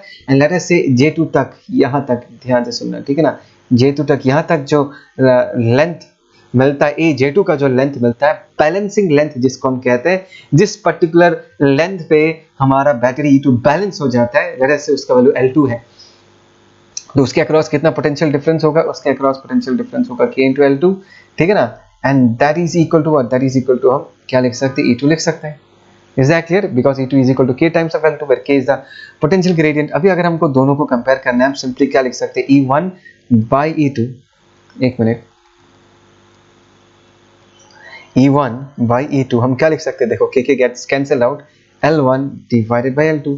अभी L1 L2 जो लेंथ है, यहाँ पर मैंने स्केल दिखाया नहीं, लेकिन इस AB वाले वायर के पास एक स्केल होता है जिससे हम ये मेजर कर सकते हैं कि L1 का लेंथ कितना होगा, L2 का लेंथ कितना होगा, L1 L2 का रेशियो हमको फाइनली पता चल जाएगा। और अगर E1 E2 में से तुमको किसी का भी EMF पता है तो दूसरे का EMF तुम आराम से निकाल सकते हो। That is all about comparing the EMF of two cells. Is that clear? Simple है ना? इसको कॉपी करके रखो। And this is the last discussion about potentiometer and ये बहुत इंटरेस्टिंग है बिकॉज हम पोटेंशियोमीटर को यूज़ करके एक सेल का इंटरनल रेजिस्टेंस कितना है वो भी निकाल सकते हैं।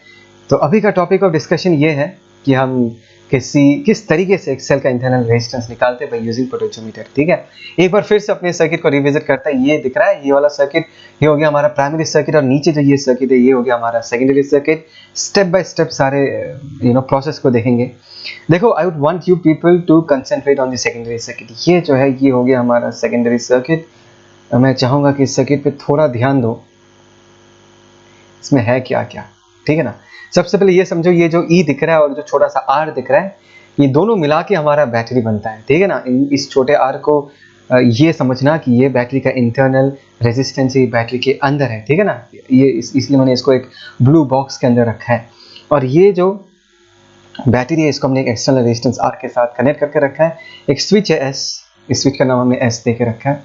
ठीक है, और इस पूरे अरेंजमेंट को, इस एंड को हमने पोटेंशियोमीटर का A वाले पॉइंट के साथ कनेक्ट करके रखा, और ये जो दूसरा एंड है पोटेंशियोमीटर वायर का दूसरा एंड है उसको B लिख दिया हमने। ठीक है ना? और ये हो गया हमारा गैल्वेनोमीटर, सबको पता है ये हो गया हमारा गैल्वेनोमीटर। और ये क्या हो गया? ये हो गया हमारा जॉकी। याद रहेगा ना ये सब चीज़ें? ठीक, इसको मिटा देता हूँ नहीं तो डायग्राम क्लमजी हो जाएगा। आई होप सो तुमको दिख गया सारी चीज़ें। तो सबसे पहला कहानी स्टार्ट होता है व्हेन द स्विच, ध्यान से सुनना, when the switch S is, क्या बोला मैंने? When the switch S is open. मैं इस टाइम का कहानी बताता हूँ। स्विच S जब है, जब खुला हुआ है, जब स्विच S खुला हुआ है, स्विच S जब खुला हुआ है, ये बात को समझो। ये जो सेकेंडरी सर्किट है, ये जो सेकेंडरी सर्किट है ये खुल गया, दिख रहा है कर्सर ध्यान से देखो। ये अगर खुल गया तो इस सर्किट में तो कोई करंट फ्लो नहीं करेगा। There will be no current flowing in the circuit because this is an open circuit. Is that clear? और ध्यान से देखो, ए पॉइंट को हमने बैटरी के इस एंड के साथ कनेक्ट करके रखा, और गैल्वेनोमीटर का जो दूसरा एंड है वो बैटरी के इस टर्मिनल के साथ कनेक्टेड है। Is that clear? पक्का समझ आया? फिर हमने क्या किया, हमने ये जो जॉकी है इसको हमने इस वायर के ऊपर मूव कराया, बिकॉज भूलो मत यहाँ पर करंट फ्लो कर रहा है। There will be some potential gradient along the length AB। ये जो जॉकी है इसको हमने मूव कराया, करा के हमको फाइनली मिला कि J1 पॉइंट में जाके, कहाँ पर?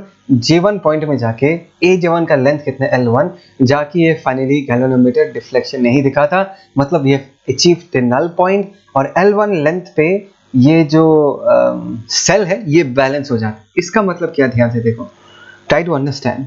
If this is point, if this is A, this is also A. Is that clear?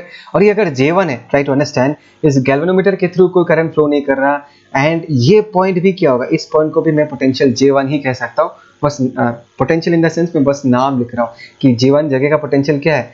J1 जगह का पोटेंशियल कुछ भी हो सकता है, उसको मैंने J1 लिखा। अगर ये पॉइंट का पोटेंशियल J1 कह रहा हूँ तो इस पॉइंट के पोटेंशियल को भी हम क्या कह सकते हैं? J1 कह सकते हैं। देखो ध्यान से देखो, इस रास्ते को करंट फ्लो नहीं कर रहा। यस आई एग्री, इस गैल्वेनोमीटर के अंदर एक रेजिस्टेंस है, लेकिन इस रेजिस्टेंस के थ्रू कोई करंट फ्लो नहीं कर रहा, so there is no potential drop. अगर मैं यहाँ से चल के यहाँ तक पहुंचूं, इस पॉइंट का पोटेंशियल जो होगा वो J1 जैसा ही होगा, इसलिए मैंने यहाँ पर J1 लिख के रखा। Is that clear? तो यहाँ पर भी J1 दिख रहा है, यहाँ पर भी J1 दिख रहा है। J1 ये जो है L1 लेंथ में बैलेंस हो रहा है। J1 के अक्रॉस कितना पोटेंशियल डिफरेंस होगा? अगर इस वायर का पोटेंशियल ग्रेडियंट K है तो मैं ये कह सकता हूँ कि L1 लेंथ में कितना पोटेंशियल चेंज हो चुका होगा। In this case that is equal to what? K times of L1। Do you agree with this? That is equal to K times of L1, that is the potential difference J1। और मैं ये कहना चाहता हूँ कि देखो ये भी J1 है, तो इसके अक्रॉस जो पोटेंशियल डिफरेंस होगा वो भी KL1 के बराबर होगा। But my point is try to understand इसके अक्रॉस कितना पोटेंशियल डिफरेंस होगा। एक बैटरी है, एक इंटरनल रेजिस्टेंस है। हमको पता है कि रेजिस्टेंस के थ्रू करंट अगर फ्लो करता है there is a potential drop. इसके थ्रू पोटेंशियल ड्रॉप का फॉर्मूला क्या होगा? V equal to IR। But एक बात बताओ, क्या हमने क्या देखा? हमने ये देखा कि ये जो सेकेंडरी सर्किट है ये ऑलरेडी खुला हुआ है, दिख रहा है S जो स्विच है वो खुला हुआ है, मतलब इस सर्किट में इस बैटरी के कारण कोई करंट तो फ्लो नहीं करेगा। सेकेंडली हमने ऑलरेडी एक नल पॉइंट अचीव कर लिया। अगर हमने नल पॉइंट अचीव कर लिया, मुझे पता है कि इस रास्ते कोई करंट फ्लो नहीं कर रहा, बहुत लोग ये बोल सकते हैं सर यहाँ से करंट आया इस जंक्शन में पहुंचा, लेटर से ऐसा भी तो हो सकता है कि यहाँ पर I1 चला गया और रिमेनिंग I2 इधर आ गया और I2 यहाँ से बढ़ के फिर गैल्वेनोमीटर के थ्रू होके यहाँ पहुंच जाएगा। यहाँ से I1 आया, यहाँ से फिर से I2 आया और फाइनली मिलके यहाँ पर करंट कितना हो जाएगा I। ये कब होगा? ये हमेशा होगा एक्सेप्ट द सिचुएशन जब हम नल पॉइंट अचीव कर लेते हैं, बिकॉज हमको पता है कि जब हम नल पॉइंट अचीव कर लेंगे तब गैल्वेनोमीटर के थ्रू कोई करंट फ्लो नहीं करेगा। अगर इस गैल्वेनोमीटर के थ्रू कोई करंट फ्लो नहीं कर रहा, तुमको पता होना चाहिए कि इसके पास करंट अगर आता तो कहां से आता। इस ब्रांच से अगर कोई करंट आता, ध्यान से देखो, इस रास्ते से अगर कोई करंट आता या इस रास्ते से कोई करंट आता, वही इस गैल्वेनोमीटर के थ्रू पास करता। अभी अगर इस गैल्वेनोमीटर के थ्रू कोई करंट पास नहीं कर रहा, इसका मतलब है कि इस रास्ते भी कोई करंट आएगा नहीं, बिकॉज अगर इस रास्ते कोई करंट आता उसको गैल्वेनोमीटर के थ्रू ही जाना पड़ता। S because galvanometer deflection show नहीं कर रहा, इसके थ्रू कोई करंट है नहीं, इसका मतलब है कि इस रास्ते कोई करंट नहीं आया होगा। Is that clear? I hope so तुमको ये समझ में आया। मैं ये सारी चीजें हटा देता हूँ कंफ्यूज नहीं होने का। तो सीन क्या है कि यहाँ पर आई करंट आता है, नल पॉइंट जब होता है, जब बैलेंस हो जाता है तो सारा आई करंट जो है इस जंक्शन में तो पहुंचता है, लेकिन इस रास्ते नीचे नहीं आता। चुपचाप I1 इधर ट्रैवल करता है, सॉरी I इधर ट्रैवल करता है, I ऐसा ट्रैवल करके रिटर्न इधर चला जाता है। यही तो है स्पेशलिटी पोटेंशियोमीटर का कि जब बैलेंस हो जाता है सर्किट, जब नल पॉइंट अचीव हो जाता है, तब प्राइमरी सर्किट और सेकेंडरी सर्किट के बीच कोई रिश्ता नहीं है। प्राइमरी सर्किट का करंट सेकेंडरी सर्किट तक जाता ही नहीं है। Is that clear? The current is not disturbed in this case. Now you need to understand as because एक तो ये सर्किट खुला हुआ है, इसमें कोई करंट नहीं होगा और यहाँ से कोई करंट इसके थ्रू फ्लो नहीं कर रहा। So in this scenario as because इस ब्रांच के थ्रू कोई करंट फ्लो नहीं कर रहा, तो छोटा r के थ्रू पोटेंशियल डिफरेंस या पोटेंशियल ड्रॉप भी क्या हो जाएगा? जीरो को पोटेंशियल ड्रॉप होगा नहीं, बिकॉज इस छोटे से रजिस्टर के थ्रू कोई करंट फ्लो नहीं कर रहा। Is that clear? So V equal to IR in this case is 0. I hope so तुमको ये समझ में आया। मिटा देता हूँ, सिर्फ समझाना था। Is that clear? तो अभी अगर मैं पूछूं कि AJ1 के अक्रॉस कितना पोटेंशियल डिफरेंस है, AJ1 के अक्रॉस कितना पोटेंशियल डिफरेंस है, उसका सीधा जवाब होगा सर E होगा पोटेंशियल डिफरेंस। रजिस्टर छोटा r के अक्रॉस कोई पोटेंशियल ड्रॉप नहीं हो रहा, तो इसके जगह हम क्या लिख सकते हैं? इसके जगह हम E लिख के रख सकते हैं। चलो मैं E लिख के रखता हूं, दिस इज E। ये कब का कहानी? When the switch S is open.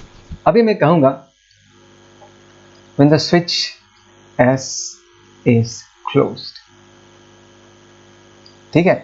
जब हमने स्विच एस को बंद कर दिया, इसको जब हमने कनेक्ट कर दिया, तब हम देखते हैं कि एक्चुअली कहानी में क्या चेंज आएगा जब हमने स्विच एस को क्लोज कर दिया। देखो एक बात को समझो, तुम्हारे दिमाग में फटाक से ये आना चाहिए, ओके मैंने स्विच एस को क्लोज कर दिया, मतलब ये नीचे वाला ये जो सेकेंडरी सर्किट है ये पूरा कंप्लीट हो गया, ये क्लोज्ड सर्किट है। मतलब ये जो बैटरी है ये अपने इस सेकेंडरी सर्किट में करंट दोहरा सकता है, बिकॉज लूप क्या हो गया? क्लोज हो गया, ठीक है। तो हम फिर से वही प्रोसेस रिपीट करते हैं, हम फिर से जॉकी को मूव करवाते हैं और हमको फाइनली ये दिखता है कि जॉकी जाके कहाँ पर बैलेंस होता है। मैं इस G1 को मिटा देता हूँ, इस L1 को भी मिटा देता हूँ, ये पुराना कहानी है। लेट अस से जॉकी जाके आगे जाके L2 लेंथ पे बैलेंस होता है, मैं बाद में जाके बताऊंगा कि L2 लेंथ कहाँ पर होगा, बट फिलहाल कहाँ पर जाके बैलेंस होता है? जॉकी जाके फाइनली L2 लेंथ पे बैलेंस होता है। कहाँ पर? L2 लेंथ पे बैलेंस होता है। अगर L2 लेंथ पे बैलेंस होता है जॉकी जाके, इसका मतलब है कि लेट अस से, अच्छा चलो मैं दिखाई देता हूँ, बाद में समझा दूंगा। जॉकी कुछ यहाँ जाके बैलेंस होगा। अगर ये J1 था इनिशियली जहाँ पर बैलेंस हुआ था, नेक्स्ट सिनेरियो में जब स्विच एस को क्लोज कर दोगे तो यहाँ कहीं बैलेंस होगा, you know in front of what to say, behind J1, कहीं यहाँ बैलेंस होगा। इस जगह को मैं J2 कह देता हूँ। This is the second location जहाँ पर जॉकी फिर से बैलेंस होता है। और AJ2 का लेंथ कितना हो गया? AJ2 का लेंथ L2 हो गया, और L2 लेंथ में कितना पोटेंशियल ड्रॉप हो जाएगा हम सबको पता है। If K is the potential gradient, कितना ड्रॉप हो जाएगा? K into L2। Is that clear? Okay, now you need to understand. अभी अगर L2 लेंथ पे बैलेंस हो जा रहा है तो इस गैल्वेनोमीटर के थ्रू कोई बेसिकली करंट फ्लो नहीं कर रहा।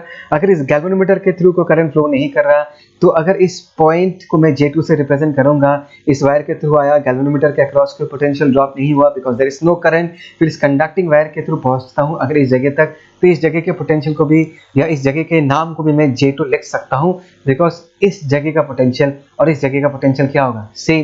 बिकॉज देखो इस जगह को और इस पॉइंट को कौन कनेक्ट करता है? ये गैल्वेनोमीटर ही तो कनेक्ट करता है।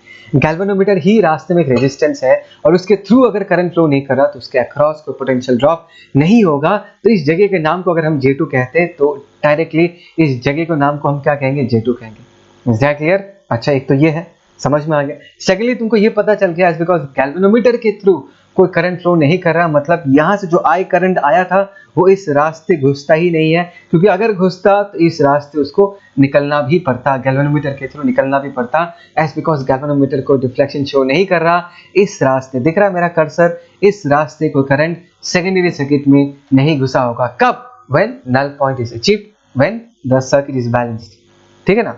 बट एक बात भूलो मत, ये जो सर्किट है, ये जो पूरा एक सेकेंडरी सर्किट दिख रहा है, ये ऑलरेडी अभी क्लोज्ड हो चुका, मैं पहले भी बोल चुका हूं, this is a close circuit.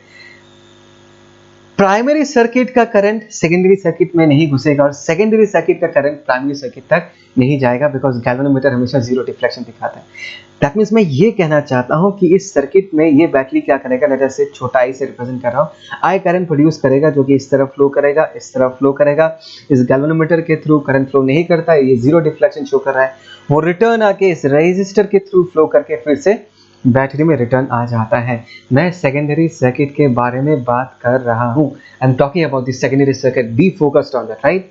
That means secondary circuit एक इंडिपेंडेंट सर्किट जैसा बिहेव करता है, जिसका प्राइमरी सर्किट के साथ कोई कनेक्शन नहीं है। कब? When null point is achieved. Is that clear? अच्छा, अभी हमको पता है कि J2 के अक्रॉस कितना पोटेंशियल ड्रॉप है, KL2 है। इस बैटरी के अक्रॉस भी मैंने क्या लिख के रखा है? J2 ही लिख के रखा।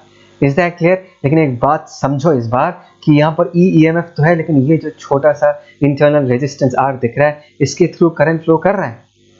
समझ में आता है? इसके थ्रू करंट फ्लो कर रहा है और इसके अक्रॉस का जो पोटेंशियल ड्रॉप है इस बार वो जीरो नहीं होगा, वो कितना होगा? That is IR। The potential drop across the internal resistance in this case will be equal to IR, जिसको हम क्या लिख सकते हैं? अच्छा, जिसको हम क्या लिख सकते हैं मैं बताता हूँ। फिलहाल मैं ये बता के रखता हूँ कि इस छोटे से रेजिस्टर के अक्रॉस, स्मॉल r के अक्रॉस जो पोटेंशियल ड्रॉप हो रहा है दैट इज IR। ठीक है, बाकी मैं तुमको बाद में दिखाऊंगा।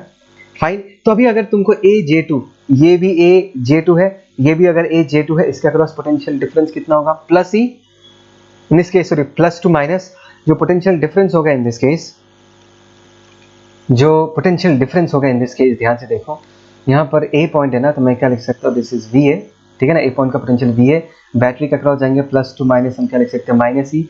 रेजिस्टर के थ्रू जा रहे हैं, moving opposite to the direction of current, तो हम क्या लिखेंगे? Plus IR। ये सारी चीजें सिखाया है एंड फाइनली हम J2 पॉइंट तक पहुंच जाते हैं। सो this is potential of J2 point. So potential difference क्या होगा? VA minus VJ2। In this case वो हम क्या लिख सकते हैं? दैट इज E माइनस छोटा IR लिख सकते हैं ना? सो this is the potential difference J2 के अक्रॉस, J2 के अक्रॉस, J2 के अक्रॉस हमने वायर से कितना लिख के रखा? KL2, और अभी क्या लिख सकते हैं? That is E minus I छोटा r। Is that clear? पक्का समझ आया? I जो है, ध्यान से देखो, I क्या है? I इस सेकेंडरी सर्किट में करंट है, तो I का वैल्यू हम लोग क्या लिख सकते हैं? ध्यान से देखो, I जो ये छोटा I जो है, जो कि सेकेंडरी सर्किट में करंट है, दैट इज नेट EMF, जिसके जगह हम E लिख सकते हैं, और रेजिस्टेंस की जगह हम लोग क्या लिख सकते हैं? कैपिटल R प्लस छोटा r, तो इसकी जगह हम क्या लिख सकते हैं? That is capital R plus छोटा r। So this is the current flowing through the secondary circuit. I का वैल्यू हमने लिख दिया, इसको इस वैल्यू को यहाँ पर पुट कर देते हैं। This is E minus I की जगह this is E divided by capital R plus छोटा r इंटू छोटा r, that is equal to KL2। यहाँ से हम क्या कर सकते हैं? यहाँ से अगर हम E को कॉमन ले लें और इसको अगर हम सिंप्लीफाई करते हैं, हमको क्या मिलेगा? R प्लस छोटा r, ऊपर क्या बचेगा? R प्लस छोटा r माइनस छोटा r, that is equal to K times of what? L2। Try to understand. Plus r minus r क्या हो जाएगा? कैंसिल आउट, और हमारे पास बचेगा E capital R divided by R plus छोटा r equal to what? K times of L2। अभी ये ध्यान दो कि हमको निकालना क्या था? हमको निकालना था छोटा r का वैल्यू। किसका वैल्यू? छोटा r का वैल्यू। ठीक है, वो आराम से निकल जाएगा। हमको सिंपली क्या करना है, हमारे पास इक्वेशन 1 है, हमारे पास इक्वेशन 2 है। एक काम करते हैं, 1 को 2 से डिवाइड कर देते हैं, लेट अस से 1 डिवाइडेड बाय 2 हमको क्या मिलता है देखते हैं। 1 की जगह हमने यहाँ पर E लिख दिया, डिवाइडेड बाय यहाँ पर क्या आ जाएगा वो देखते हैं। नीचे होगा ER, ऊपर क्या आ जाएगा? That is capital R plus छोटा r, और यहाँ पर क्या हो जाएगा? This is L1 divided by नीचे हम क्या लिख सकते हैं? L2 लिख सकते हैं। ठीक है ना? This E basically gets cancel out, हो गया, बस अभी सिंप्लीफाई करना है, क्रॉस मल्टीप्लाई करते ये कितना होगा r इंटू L1, और यहाँ क्रॉस मल्टीप्लाई करूंगा तो r इंटू L2 प्लस छोटा r इंटू L2, छोटा r का वैल्यू निकालना है तो छोटा r डायरेक्टली लिखते कितना होगा छोटा r का वैल्यू, अगर मैं कैपिटल R कॉमन लेता हूँ तो यहाँ पर आएगा L1 minus L2 divided by हमने क्या लिख दिया L2 लिख दिया। और बस यही चीज़ तुम लोगों को बताना था, ध्यान से देखो, ठीक है ना। छोटा r equal to capital R L1 minus L2 divided by L2। ध्यान से देखो कैपिटल R क्या है, ये जो एक्सटर्नल रेजिस्टेंस उसका वैल्यू है। L1 क्या है, वो पहले वाला बैलेंसिंग लेंथ जिसमें हमने E को बैलेंस किया था, और L2 क्या है, वो दूसरा वाला जब हमने अपने सेकेंडरी सर्किट को एक्टिवेट कर दिया था, स्विच S को क्लोज कर दिया था, वो अपने आप अपने सर्किट में ही करंट फ्लो करवा रहा है, उस वक्त का इस बैटरी के अक्रॉस का potential difference E minus IR, वो जहाँ पर जाके जिस लेंथ पे जाके बैलेंस होता है उसको हम L2 कहते हैं। तो ऑब्वियसली L1 का जो वैल्यू होगा वो L2 से क्या होगा, ज़्यादा होगा, बिकॉज L1 पे किसको बैलेंस कर रहे हैं, हम E को बैलेंस कर रहे हैं, लेकिन L2 पे हम किसको बैलेंस कर रहे हैं, E माइनस IR को बैलेंस कर रहे हैं। तो L2 का वैल्यू छोटा होगा, L1 का वैल्यू बड़ा होगा। So this is how we find out the internal resistance of cell. बहुत सिंपल सा कहानी है। हमने एक सेकेंडरी सर्किट देखो, सेकेंडरी सर्किट माना है स्विच S एक बार खोला है, जब हम स्विच S को खोल के पोटेंशियल डिफरेंस इसके अक्रॉस लिखेंगे वो सिर्फ E वाला पोटेंशियल डिफरेंस आएगा। स्विच S को जब हम लोग क्लोज कर देंगे, ये सेकेंडरी सर्किट अपने आप में एक्टिवेट हो जाएगा, इसके थ्रू करंट फ्लो करेगा, और नल पॉइंट पे इसी बैटरी के अक्रॉस का जो पोटेंशियल डिफरेंस होगा वो क्या होगा, E माइनस IR। ठीक है, तो मैं ऐसे बैलेंस करके इंटरनल रेजिस्टेंस निकाल लिया। आई होप से तुमको ये समझ में आया। मैं इस ठीक है, फिलहाल इसको कॉपी करो, फिर देखते हैं आगे क्या डिस्कस करेंगे। ठीक है, we need to talk about the sensitivity of a potentiometer. Now what do you mean by the sensitivity of a device? हमारे पास दो बच्चे हैं, एक को बहुत डांटता हूँ, मारता हूँ, लेकिन वो कुछ रिएक्ट नहीं करता, उसको कोई फर्क नहीं पड़ता, तो हम कहते हैं कि बच्चा इनसेंसिटिव। ठीक है ना, जैसे तुम लोग, जोकिंग यार। नेक्स्ट दूसरा बच्चा है कि जिसको थोड़ा सा भी डांट दो ना वो रोना चालू कर देता है, तो हम क्या कहेंगे, बच्चा बहुत सेंसिटिव। तो वैसा ही लॉजिक है, मतलब अगर छोटे चेंजेस को डिवाइस डिटेक्ट कर पाता है तो हम कहेंगे कि डिवाइस जो है वो बहुत ज़्यादा सेंसिटिव है। उस बच्चे को मैंने थोड़ा सा ही डांटा था, चेंज जो था वो बहुत छोटा सा ही था, लेकिन उसने डिटेक्ट कर लिया और रोना चालू कर दिया। तो सिमिलरली ये जो पोटेंशियोमीटर है उसके सेंसिटिविटी के बारे में अगर हम बात करते हैं, तो अगर हम छोटे से छोटे पोटेंशियल डिफरेंसेस को मेजर कर पाएंगे उतना ज़्यादा सेंसिटिव होगा पोटेंशियोमीटर। ठीक है, तो एक पोटेंशियोमीटर का सेंसिटिविटी कौन से फैक्टर पे डिपेंड करता है वो डिस्कस करते हैं। Depends on the value of के पता है ना क्या है, के क्या था, K is very famously called as what, potential, come on, क्या बोला था इसको हम, gradient, that is potential drop per unit length. ये तो हाई फाई नाम है, लेकिन एक्चुअल चीज क्या है, that is the potential drop per unit length. तो मैंने जस्ट एग्जांपल समझाने के लिए दो वैल्यूज दिया ताकि तुमको अच्छे से समझ में आए। K1 का वैल्यू कितना है, 10 वोल्ट पर सेंटीमीटर। ठीक है, और दूसरा पोटेंशियोमीटर है, अलग पोटेंशियोमीटर है, उसका पोटेंशियल ग्रेडियंट कितना है, 0.01 वोल्ट पर सेंटीमीटर। इज दैट क्लियर, बात समझ में आया। अभी हमको ये बताना है कि दोनों में से ये वाला एंड ये वाला, दोनों में से कौन सा पोटेंशियोमीटर ज़्यादा सेंसिटिव है। लेट्स से हमको बैलेंस कितना करना है, बैलेंस किसको करना है, हमको बैलेंस करना है एक EMF जिसका वैल्यू है 0.05 वोल्ट। ऑब्वियसली बहुत छोटा EMF है, the potential difference 0.05 volt is very small. इसको हम डिटेक्ट करना है और हम देखेंगे कि कौन प्रॉपरली डिटेक्ट कर पाता है, कौन अच्छे से डिटेक्ट कर पाता है, बिकॉज हमारे पास भी दो पोटेंशियोमीटर्स है, राइट। सो अगर मैं फर्स्ट केस के बारे में डिस्कस करूँ, if I talk about the first case, try to understand. If I talk about the first case, let us say L1 length पे वो बैलेंस होता है, तो पोटेंशियल डिफरेंस क्या होगा, K1 इंटू L1 लेंथ पे बैलेंस हो रहा है, so this is equal to 0.05 volt है ये। सो L1 का वैल्यू कितना होगा वो ध्यान से देखो, that is 0.05 divided by K1 के जगह हम लोग क्या पुट कर सकते हैं, 10 वोल्ट पर सेंटीमीटर, यहाँ पर सेंटीमीटर बच जाएगा, और ये कितना होगा 0.005 centimetre, that is how much, that is 0.05 millimetre. बात को समझो, this is length L1, that means इतने लेंथ पे जाके जो AB वाला वायर है ना, AB वाला जो पोटेंशियोमीटर वायर है, उसमें कितना डिस्टेंस आगे बढ़ने से बैलेंस हो जाएगा, उसमें 0.05 mm, 1 mm से भी छोटा है। बात समझ आ रहा है, देखो तुम यही टू अंडरस्टैंड समथिंग, मैं तुमको दिखाता हूँ। बहुत लोग इसको समझ नहीं पाते हैं। देखो, अगर जस्ट ट्राई टू अंडरस्टैंड। अभी अगर ये मेरा पोटेंशियोमीटर वायर है, right, this is A, this is B, और तुम क्या करते हो, जॉकी को हम इसके ऊपर क्या कराते हैं, मूव कराते हैं। तो अगर ये 1 मीटर या 10 मीटर का लेंथ का वायर होता, कैन यू इमेजिन कि 0.05 mm कितना होगा, तुम जॉकी को कितना मूव कराओगे भाई। 0.05 mm बहुत बहुत छोटा है भाई, ये 1 mm से भी छोटा है, तुम जॉकी को हिला ही नहीं पाओगे।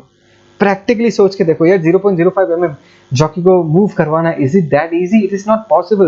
You will never be able to detect the point exactly जहां पर जाके तुमको 0.05 mm मिलेगा, बिकॉज 0.05 mm, एक बार इमेजिन करो 1 mm कितना छोटा है, उससे भी छोटा, तुम जॉकी को मूव ही नहीं करा पाओगे, तुम डिटेक्ट ही नहीं कर पाओगे। बात समझ आया? Is that clear?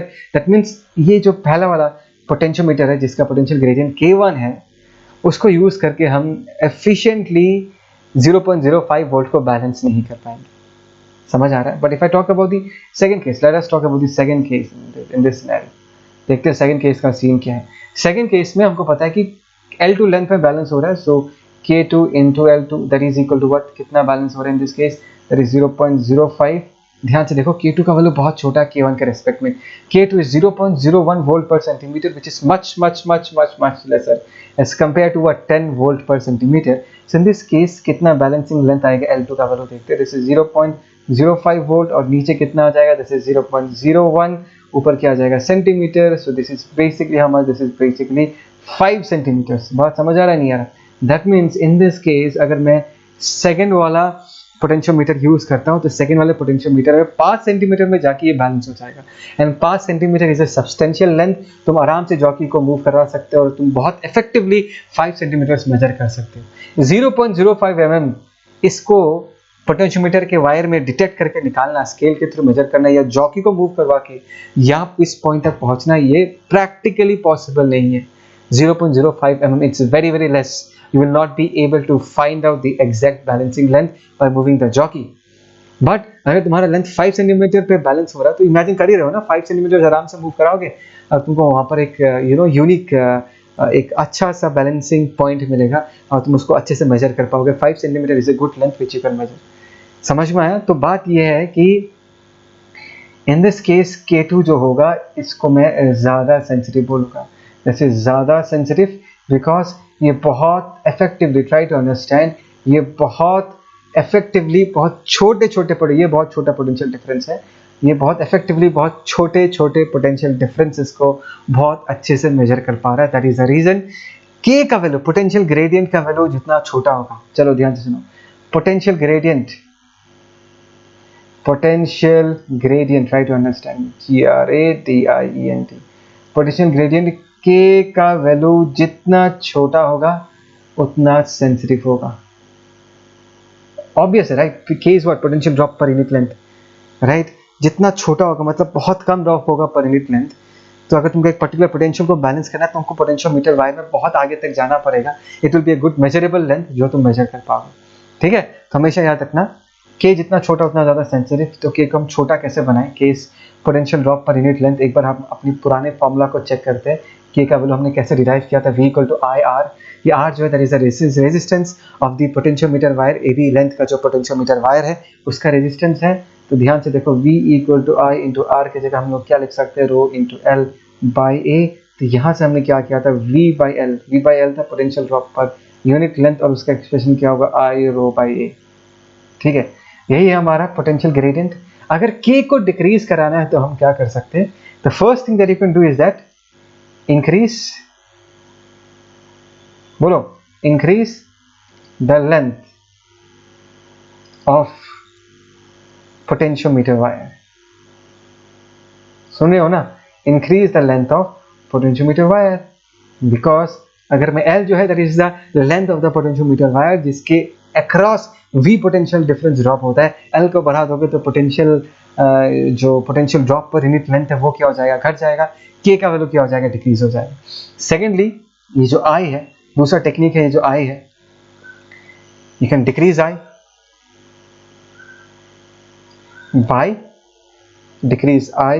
by increasing resistance। आई क्या है भाई? आई है वो जो प्राइमरी सर्किट है उसमें जो करंट फ्लो करता है। समझ में आया? और एक बार अगर तुमने ढंग से इस टॉपिक को पढ़ा, अगर सर्किट को अच्छे से देखा है, तुमको हमेशा याद होगा कि प्राइमरी सर्किट में हमने एक रियोस्टेट लगा के रखा था। रियोस्टेट इज ए डिवाइस जिसके थ्रू हम सर्किट के रेजिस्टेंस को बदल सकते हैं। अगर मैं रेजिस्टेंस को बढ़ा दूं सर्किट में तो आई का वैल्यू क्या हो जाएगा? डिक्रीज हो जाएगा। Decrease I by increasing resistance. अगर मैंने आई के वैल्यू को घटा दिया, दिख रहा है, आई के वैल्यू को घटा दिया, तो के का वैल्यू भी क्या होगा? के का वैल्यू भी डिक्रीज हो जाएगा। तो ये दो टेक्निक्स है, प्रैक्टिकल टेक्निक्स। एक तो हम पोटेंशियोमीटर के वायर के लेंथ को इंक्रीज कर दे, इस तरीके से की के वैल्यू को डिक्रीज कर देंगे। दूसरा क्या है, जो प्राइमरी सर्किट है उसमें जो रियोस्टेट लगा हुआ है, उस रियोस्टेट को हम ऐसा सेट करेंगे ताकि रेजिस्टेंस बढ़ जाए और प्राइमरी सर्किट में जो करंट आई फ्लो कर रहा है वो डिक्रीज हो जाए। आई डिक्रीज हो जाएगा तो के का वैल्यू भी क्या हो जाएगा? डिक्रीज हो जाएगा। सो this is how we increase that sensitivity of a potentiometer by decreasing the value of potential gradient। ठीक है, सो बस इतना ही बताना था। इसको पॉज करो, इसको अच्छे से लिख कर रखो। This are the things that you need to understand. And यहाँ पर ही मैं इस टॉपिक को कंप्लीट करूँगा, लेकिन इसमें बहुत अच्छे अच्छे क्वेश्चंस बनते हैं। इसको जो क्वेश्चन डिस्कशन वो मैं एक अलग सेक्शन बनाऊंगा, अलग एपिसोड बनाऊंगा। आज के लिए इतना ही। So take care, stay home, stay at home. चलो बाय।